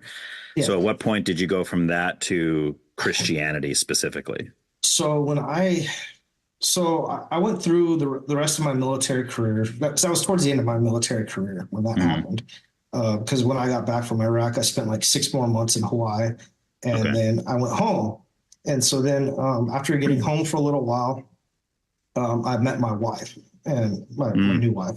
Okay. And so, and she was Christian. She's a way better Christian than I will ever be, you know? and so because she like reads the Bible pretty often, and she has like these devotionals that she does, and she talks to her kids about it a lot more than I do. And she picks like pretty good churches, you know, for us to attend. And I'm kind of like this goofy Christian dad that just follows along, whatever, you know, to whatever church and stuff. So that's kind of like what started it, was seeing her her faith and her belief and her convictions really motivated me to follow kind of more of the Christian path.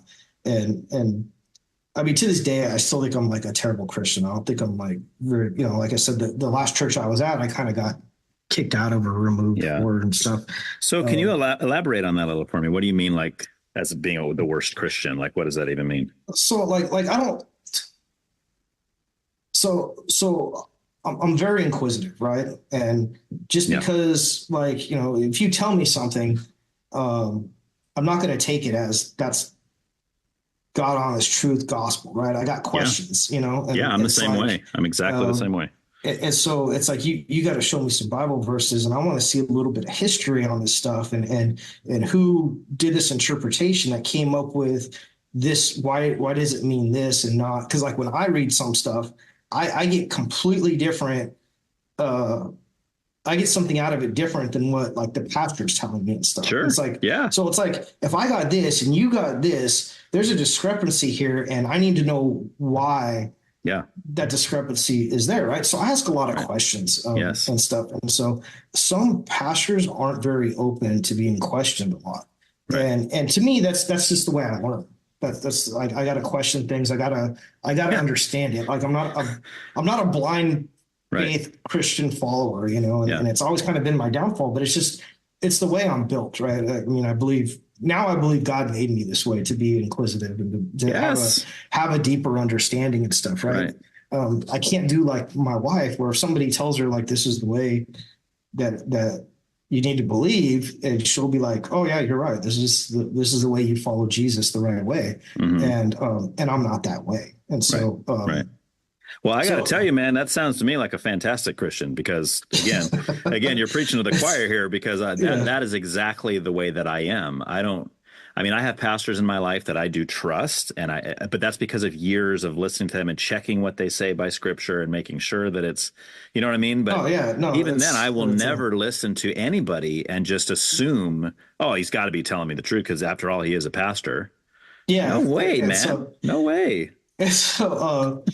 So what's kind of funny about that is, there was a church I went to there in Orchid when we lived there. It was a great church, and I didn't give them enough credit for how good of a church they actually were, but they were a good church and good people. And I would talk. One of the pastors, me and him became really good friends. Like he's come out to visit me in Texas and stuff like that. Dang. And so, but we would like literally like we'd go out and go to like, Chili's or something at like 11 o'clock at night, sit there and eat appetizers and have a beer and talk like Bible stuff, and just go down some Christian rabbit holes, I guess you would say. Yeah. And so me and him, and we debated everything, like how like time and everything. I remember we had this big old Christian on this big old thing on like, how God views time and stuff. And is he constrained by time and stuff like that? And me and him have gone down to some, amazing rabbit holes, but it came to a point where like I not criticized them, but I mean, questioned them so much that the lead pastor would tell my buddy like, hey, ask Travis what he thinks about this, because they were going to do a new worship leader, and they've always had male worship leaders because in a church, the males were supposed to lead prayer over the congregation, right? Well, the male worship leader was leaving for another state or something like that, and they were going to bring in a female. And so they're like, hey, ask Travis how he feels about a woman, leading prayer. And it's like, I really don't care, right? But it's like, it's like, but I mean, it would come down to things like that. Like, hey, is he going to like question this, criticize this? And they'd kind of use me as like a pulse on how they think people would react to their different changes in the church and different stuff like that. That's awesome though, man. You should wear that badge with pride, man. That's what got me kicked out of the other one. Hey, I would say if a church kicks you out because you ask questions, I wouldn't want to be a part of that church anyway. Yeah, no, it was kind of toxic. I think my wife and my son kind of enjoyed it and stuff, but it goes back to like I talked about the worship part of it and stuff like that, right? There was like the pastor's wife would always stand in the back of this church during like the closing music and just like cry and wail and everything like that. It's like nobody is that emotional every single Sunday. Like that's not real. You know what I mean? Like that's theatrics, and it's fake, and it's not genuine. And why even mess with Jesus if you're not going to be genuine? You know, and it was it tore me apart inside to have to listen to stuff like that. Like I couldn't stand it. So I would like walk outside and go smoke a cigarette or do something like that, because I was like, I can't participate in this kind of crap. So what it came down to was we did like a GC, or what do we call it in that one? Like a Bible study, like home group or something like that. Yeah. But so we were sitting there, and I was in the group with the pastor and his twin brother, who was like the assistant pastor, and then we had I think like 3 other families and stuff. And I started to get to where like I couldn't stand these people, you know, like they started bothering me because they were so, if the pastor said something, they were just like these, you know, I know, I believe that, and blah, blah, blah, blah, blah. That's like, nobody's going to question this guy at all. Like you're just going to like just take it and just go with it. Right. And so, you know, and there was always this one lady that was like just this one upper. Right. So, and she would be like, oh, you know, they're like, hey, Charles, what'd you do on your weekend? You know, I'm like, oh, I worked and blah, blah, blah. And then they'd ask her, like, what'd you do on your weekend? Oh, I went down to the gay pride parade in Houston, and I talked to these guys, and I converted them, and they're going to be showing up to church, and we just really, you know, and it's like it doesn't, like, it's so, like, you're so full of crap, you know, like they were probably just like making fun of you and stuff, you know, and it's probably, like, and maybe like once in 10 times, maybe there was a real connection and stuff, but you're not just going down to a parade like this and then criticizing people and telling them you need to follow this religion, and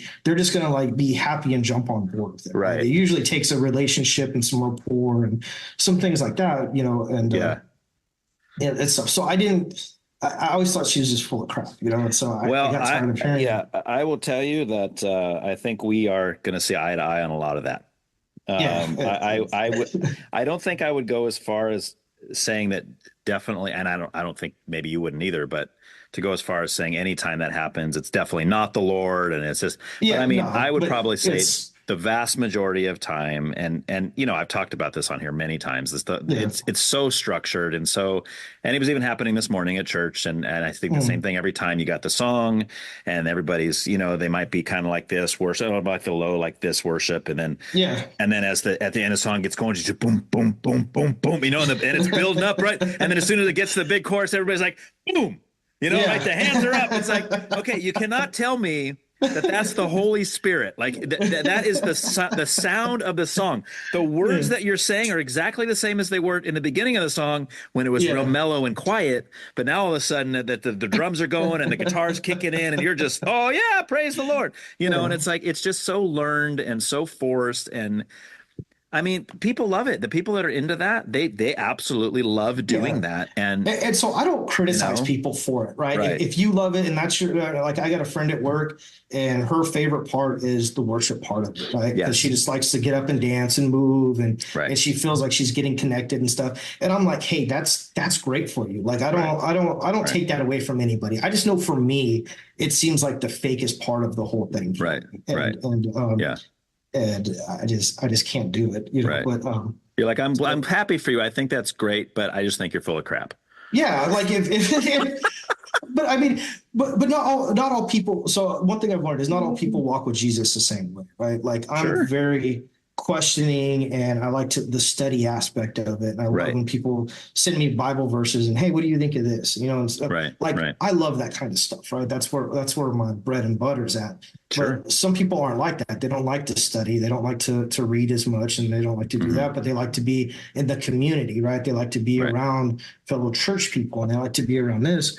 And that works for them, and that's the way they connect with God. So it's like, more power to you, right? But I can't stand it. So it's just, it doesn't work for me. But Yeah. And some people do all kinds of other crazy stuff, but Yeah, sure. That's the beauty of the American church system, man. It's just, you never know what you're going to get in there, and yeah, I'm no, always the guy that says, well, where's that in scripture? Like what? yeah, Well, Ryan, this is just how we do it. Yeah, but why do we do that? Like that's my question. I understand that we do it. I'm well aware we are doing that. My question is, yeah. why are we doing that? What's the Well, reasoning just behind because we've this? always done that. I'm like, Yeah, that's not a good reason. You go back to Nazi Germany and you say, well, why are you doing that? Well, we've been doing this for years. yeah, that's what we do. We've been rounding people up and killing them. That's just what we do. It's like, yeah, but that's not a good reason. I mean, come on. No, there has to be substance behind it. Yeah. Right. And, So do you, so let me go back to this church group. yes. Yes. Okay. All right. So being at this GC, right, they were, they were just these, they never questioned them at all. And so, so I had a lot of questions, and they brought up the fact if, it was like, if believing in Jesus is the only thing that you need to be saved. And so, and I said no. I read this thing on Calvinism, and it made the most sense to me, right? Because overseas, I thought a lot about this, because I'm like, wow, just because these guys are Muslim and don't believe in Jesus as a savior, are they all going to hell? These good, decent people, And so, so this view in Calvinism was that we don't actually choose; God chooses us, and we don't have the power. Because a lot of people think just because they believe in Jesus, they're automatically saved and they're better people, and it goes through this thing. And my whole belief was that made the most sense to me. That had the most logic was, we're not that powerful to decide if we're saved or not. We could just follow and do the best we can and believe in them. But I think at the end of the day, if he wants you there or not, he's going to have you there, right? Because I believe we all belong to him, no matter if we've strayed or believe something different or whatever. We all belong to him. And so, you say we all, you mean every human on the planet? Every human on the planet, belongs to him, even though, because even his own people have strayed, right? Even some of the good Christian figures in the Bible have had rough pasts and things like that, So to me, it made the most logic, right? And to me, it's the way that I justify, right? Like seeing dead kids over there and stuff like that. It's like they were 6 years old. They had no choice. They grew up in that Muslim religion. They didn't, although they do have Jesus as a prophet, they don't have Jesus as a savior, Correct. So how do I deal with that in my mind, right? And it's like, well, he's all powerful. He can save whoever he wants to save. It's not us, That's true. That's true. And so I expressed my belief to them, and they told me I was wrong, and the Bible doesn't lie. It says you have to believe in Jesus. And I said, yeah, I believe that's one of the things that we have to do, but that's not necessarily what he does, right? Like, of course he wants you to believe in Jesus and follow him and stuff like that. But I think he can make his own choices. And I don't think, I don't know. I just can't see him condemning a 6-year-old soul to hell because they were raised with not the same background we were, And so, and so we got into like this big old thing about it, and that kind of like started deteriorating the relationship that I had with him. It's like, no, you're just flat out wrong. And it's like, well, I don't know if you're right either. I don't know if I could be dead wrong, for all I care. Yeah. But to me, it makes the most sense, And so, well, it's kind of an interesting, it's an interesting kind of take on Calvinism in a sense, because, like the Calvinist belief is that it's like determinism. It's basically saying there is no free will. God chooses who's going to be saved, and everybody who he doesn't choose won't be saved, right? Like it's all based on his choosing. It's not based on our choosing, like you already said. Yeah. But then you're also kind of saying in a sense that because it's true that he has the ability and he can save whoever he wants, whenever he wants, which I agree with you on that for sure. I mean, he's God, he's all powerful, that he would just save, let's say, a 6-year-old who believes in Islam because his parents taught him that, and he dies when he's 6, and that and that kid's definitely going to be in heaven because God is going to choose somebody like that to be in heaven, right? That's kind of what you're saying. Yeah. Well, I mean, it doesn't guarantee it. So, Okay. So like, I'm not like, it makes the most sense to me, but I understand there's a ton of loopholes in the whole thing, right? Like but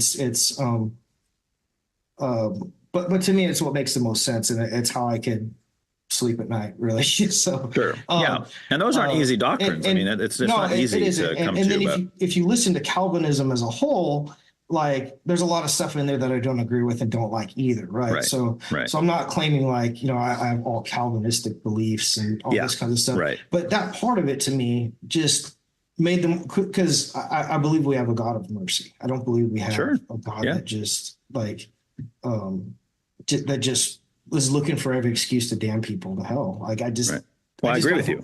I don't believe it, right? And so I think he would err on the side of more forgiving than he would of, no, this is my hard line in the sand, and all these people that I created, you're gonna burn in hell for sure. I have such a hard time with that. So what do you think about a verse where Jesus says, it's the famous verse, right, where Jesus says, "I am the way, the truth, and the life. No one comes to the Father but through me." Right? That's very narrow. That's very exclusive.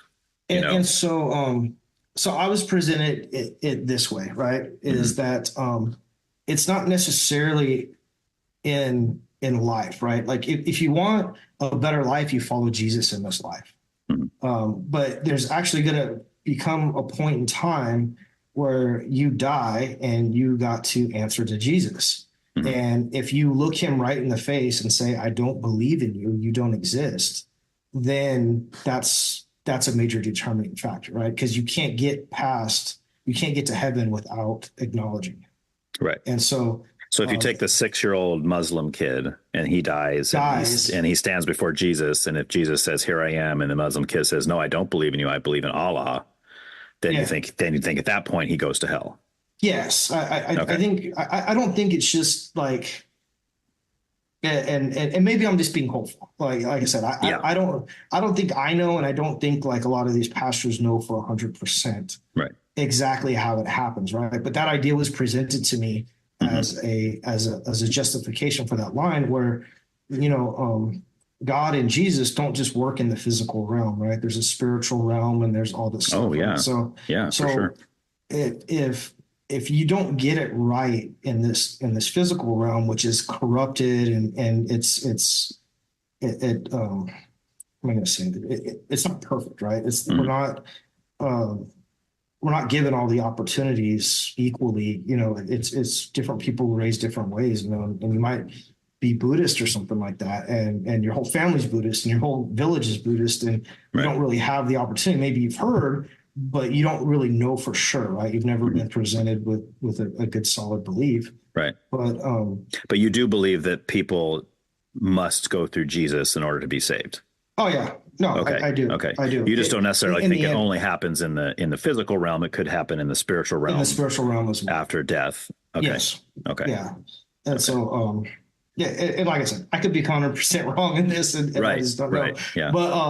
But I would like to think that that's the kind of God he is, that merciful God that gives everybody the chance. And, I think if you could see, if you didn't believe in this life and then you died and you got to presented to Jesus and you got to see all his divine glory and stuff, to turn that down while you're facing him, and to see that divinity, I think would be a hard thing to do, right? So I think in the end, most people probably get saved. They're probably going to heaven and stuff. Well, then, but there's just what I believe. Yeah, and I like that because it sounds happier, right? Yeah. But a verse I would stumble over with that philosophy would be where Jesus said that narrow is the way, and few will find it. Right. Like wide is the road that leads to destruction, and narrow is the road that leads to eternal life, and few are going to find it. Yeah. So to say most people are going to end up saved seems to be in contradiction to that verse. And it probably is. And I'm probably wrong with this. I just, I see where you're coming from though. I mean, for sure. It's the heart behind it for sure. Yeah. And so, like I said, I know what's presented in the Bible is that, but like I said, I would like to believe he's a merciful God. And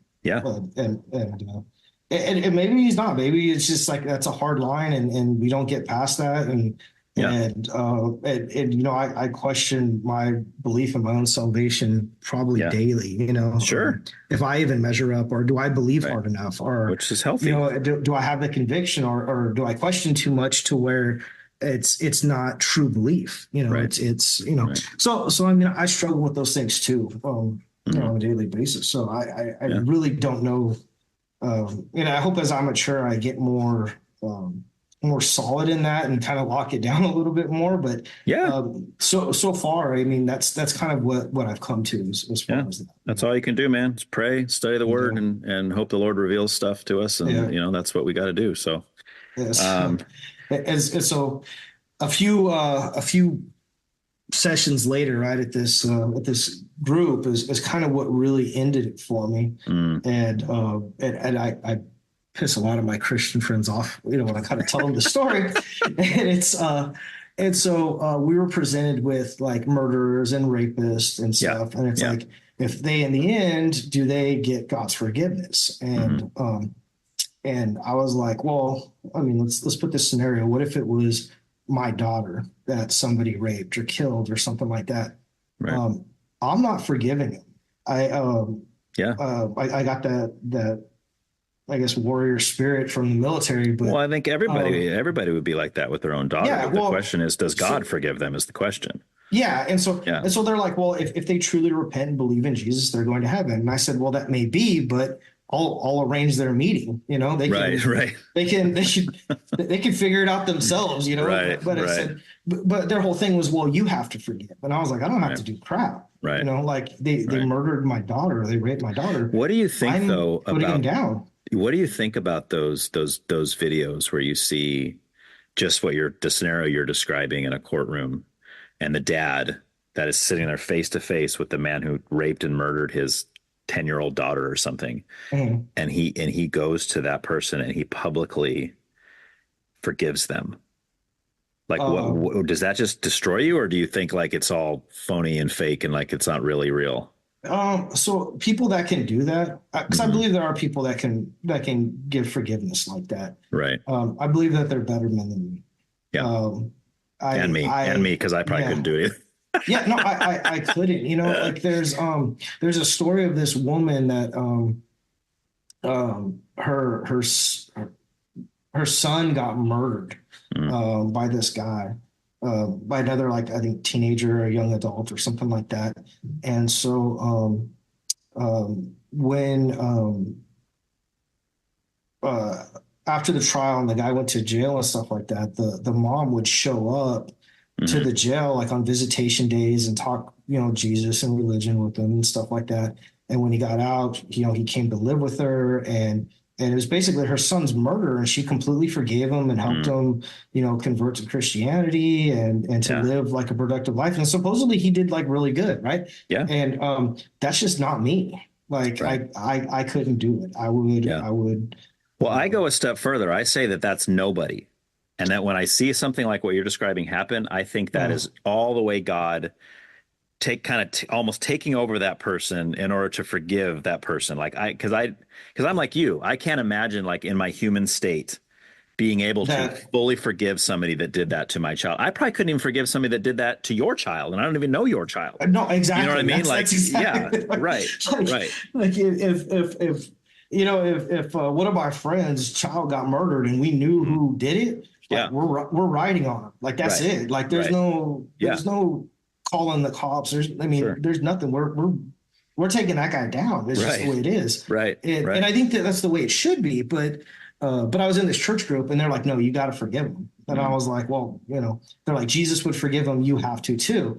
And I was like, well, Jesus is a better person than I am. I just can't. And they just wouldn't let it go, And so they ended up like closing the group early and like, hey, can you stay behind? And wanted to talk to me about it and all kinds of stuff like that. And I'm just like there's no convincing. There's nothing you're going to say to me or any Bible verse that you're going to quote to me that's going to make my heart change about this. No, like it's only he could do that. Yeah, and so I was just like, it's not happening, you know. And Right. then he invited me to lunch the next day and kind of was like raising his voice with me at lunch about, like this is the way it's supposed to be. And I'm like, it may be the way that it's supposed to be, but it's not me. Like I Right. just Right. and he couldn't resolve that in his head that I wasn't one of those people there that was like, oh no, you're right. That's yeah, we should Yeah. forgive them. And who cares that they like raped our kid and our kid's destroyed for the rest of his life, Right. Right. because of it. Yeah. And I couldn't get along, like couldn't get past that, and, Sure. and they couldn't get past it with me either. Cause I was like, wait, you have your belief, I have mine. Like it's Right. like, just because I attend your church doesn't mean I have to agree with you 100%, Right. Right. No, and they made it like awkward every single time, like inviting me to lunches and hounding it and stuff like that. And so I was like, I can't do this. We're going to have to find another church. Right. So I was like, Right. yeah, it was probably like 8 months ago now. And we're still kind of trying out churches to see if we can. Oh, that's pretty recent for you then. Oh yeah. Okay. This is, I mean, it might be a year now. Okay. We've gone to a couple churches. So you guys are still kind of looking for somewhere that you like. Yeah, we're trying to find it. Here's real big like Baptists and stuff. And so I guess we're okay with the Baptist churches, but they're really not really in line with, I guess, kind of what we do. So we're trying to find something that fits. And it's like I'm not really set on a denomination, but Right. Right. but I want someone that we could work with and is kind of falls in line with our values and stuff. So we've kind of gone to different places and stuff like that. And some of them are like so small, which I don't mind a small church, but there's like nothing really for like the kids to do. Right. The youth group has like 3 kids in it. Yeah. And it's just kind of, it's like, well, I really want my daughter to be interested, Sure. and show more interest and stuff. And, so we're looking for bigger churches, but then like here in Texas, I mean, you got mega churches that have like, we were just talking about this the other night. Like Joel Osteen's church has a Starbucks in it. I bet. You literally have the symbol of a pagan siren in his church. Yeah. And I'm like, Dad, like, no, like, and it's not like it's free coffee. Like you're literally like, he's making a profit. They're making a profit. And it's like, literally the conversation was, this is why Jesus overturned the tables in the synagogues. It was like, it's this right here. Right. This is it. Yeah. And well, I mean, everything against Joel, but he doesn't read his Bible very much. I don't think. No, he doesn't. He doesn't have it in there. I don't consider that to be necessarily, so Starbucks being in there doesn't surprise me at all. No, it doesn't. It's like so it's like you go for these little churches or you have like mega churches. It's really hard to find one that's kind of just in that happy medium of. Yeah, and I've thought about that myself. Like I think I would struggle living kind of in the Bible Belt, where there's so much of that, you know what I mean? Like you really got to try really hard to find something that's not only biblical, but not cultish. Yeah. Right. It's a fine line, it's like, well, these guys seem biblical, but I don't know. There's some weird kind of stuff going on. Right? Like, you know what I mean? So it is no. So, I mean, after leaving that church, which I'm glad we left. I mean, I think it was the healthy thing to do. Mm-hmm. I talked to my pastor friend back home in California. And he was like, hey, if you can still handle it, he's like, you should be there to question them and bring them back on the right path. Right. Because questioning things, because it was crazy because with them, they appreciated the questions, right? Because they said that strengthened their faith because they had to dig deep, right? It wasn't just like they could tell somebody like, hey, this is it. It's like, no, you need to show some work, like you need to tell me why. And so he said he always appreciated that about me. So he said, if it's a church that can't handle criticism, then it's not a very good church, And Bingo. He's like, if you can handle staying there, he's like, stay there and show these people the right way, And it's like, it's like I kind of felt weird about it because it's like I don't think I'm the right way, but I also don't think you should like throw people out like me just because you don't agree. But yeah, I mean, there needs to be a room for questions. I mean, it's extremely important. I don't think there's anything wrong with it. Some people say, "Oh, you should never question your pastor." I'm like, no, you should absolutely question your pastor. Like, you know what I mean? Like that's what he's there for. So, but anyway, all right, man. Okay, go ahead. No. Yeah, we're probably gonna have to cut it there, but I never know when I come into these when I don't know the person. I'm like, I have no idea if this is going to be a good conversation or not, dude. But I mean, I've really enjoyed talking with you, man. It's been a blast. No, yeah. So it's really, really cool getting You to ever know need you. some filler time? Yeah. Get me back on, man. Yeah, for sure. I'd love to expand on some of this too. So. Oh yeah. Yeah. And I've had people say that before, and I've actually considered that for sure. I would have people on a second time. Why not? But I think I might have just messaged you at first because you were talking to Bethany and something about it. And I asked him, I said, hey, ask him if he'll do the podcast, you know? Yeah. So. Well, because I heard your podcast and I was like, I messaged her. I was like, hey, he should really get like Dan on there. Like, yeah. Dan's a good one. You know, yeah. I because I started listening to it and I was like, man, these are actually pretty good. You know, like I didn't really know what to expect, you know? And, right. And I started listening. I was like, wow, man, I actually like, you know, you can tell when you like a podcast or not, when you start like jumping up in your seat, like, no. Like, I need to call that dude. I need to send him an email. Yeah. Right. You know, it's right. Like, yeah. You know, when it brings you in, you know, you're like, oh. Yeah. And by the way, never hesitate there because I love getting feedback. I love it. You shoot me something, say, hey, I listened to this episode and man, dude, I think you were way off here. Or man, your guest is a wackadoodle or whatever the case is. I love hearing that stuff. Because you've had some guests that are like, it seems like completely against your beliefs, you know. Oh, big time. Big time. Oh, and you handled them with respect and you challenged their views, you know, and stuff. And I was like, man, this is actually some good fair questioning. You know, it wasn't, and it wasn't done maliciously and stuff. You know, that's exactly what I'm really impressed. So I appreciate that. All right, man. Well, this was fun. I appreciate it. Appreciate your time. Thanks. No, thank you too. Appreciate it. All right, man. We will be in touch. All right. Take care. All right. Talk to you later. Yeah. Bye. Thanks again for checking out this podcast. And please tell all of your friends about it. Don't let those shadow banning savages win the battle. Also, I would love to hear your feedback. You can contact me at whycan'twetalkaboutthat at proton.me. Make sure that you subscribe so that you'll be notified whenever new episodes are released. Thanks.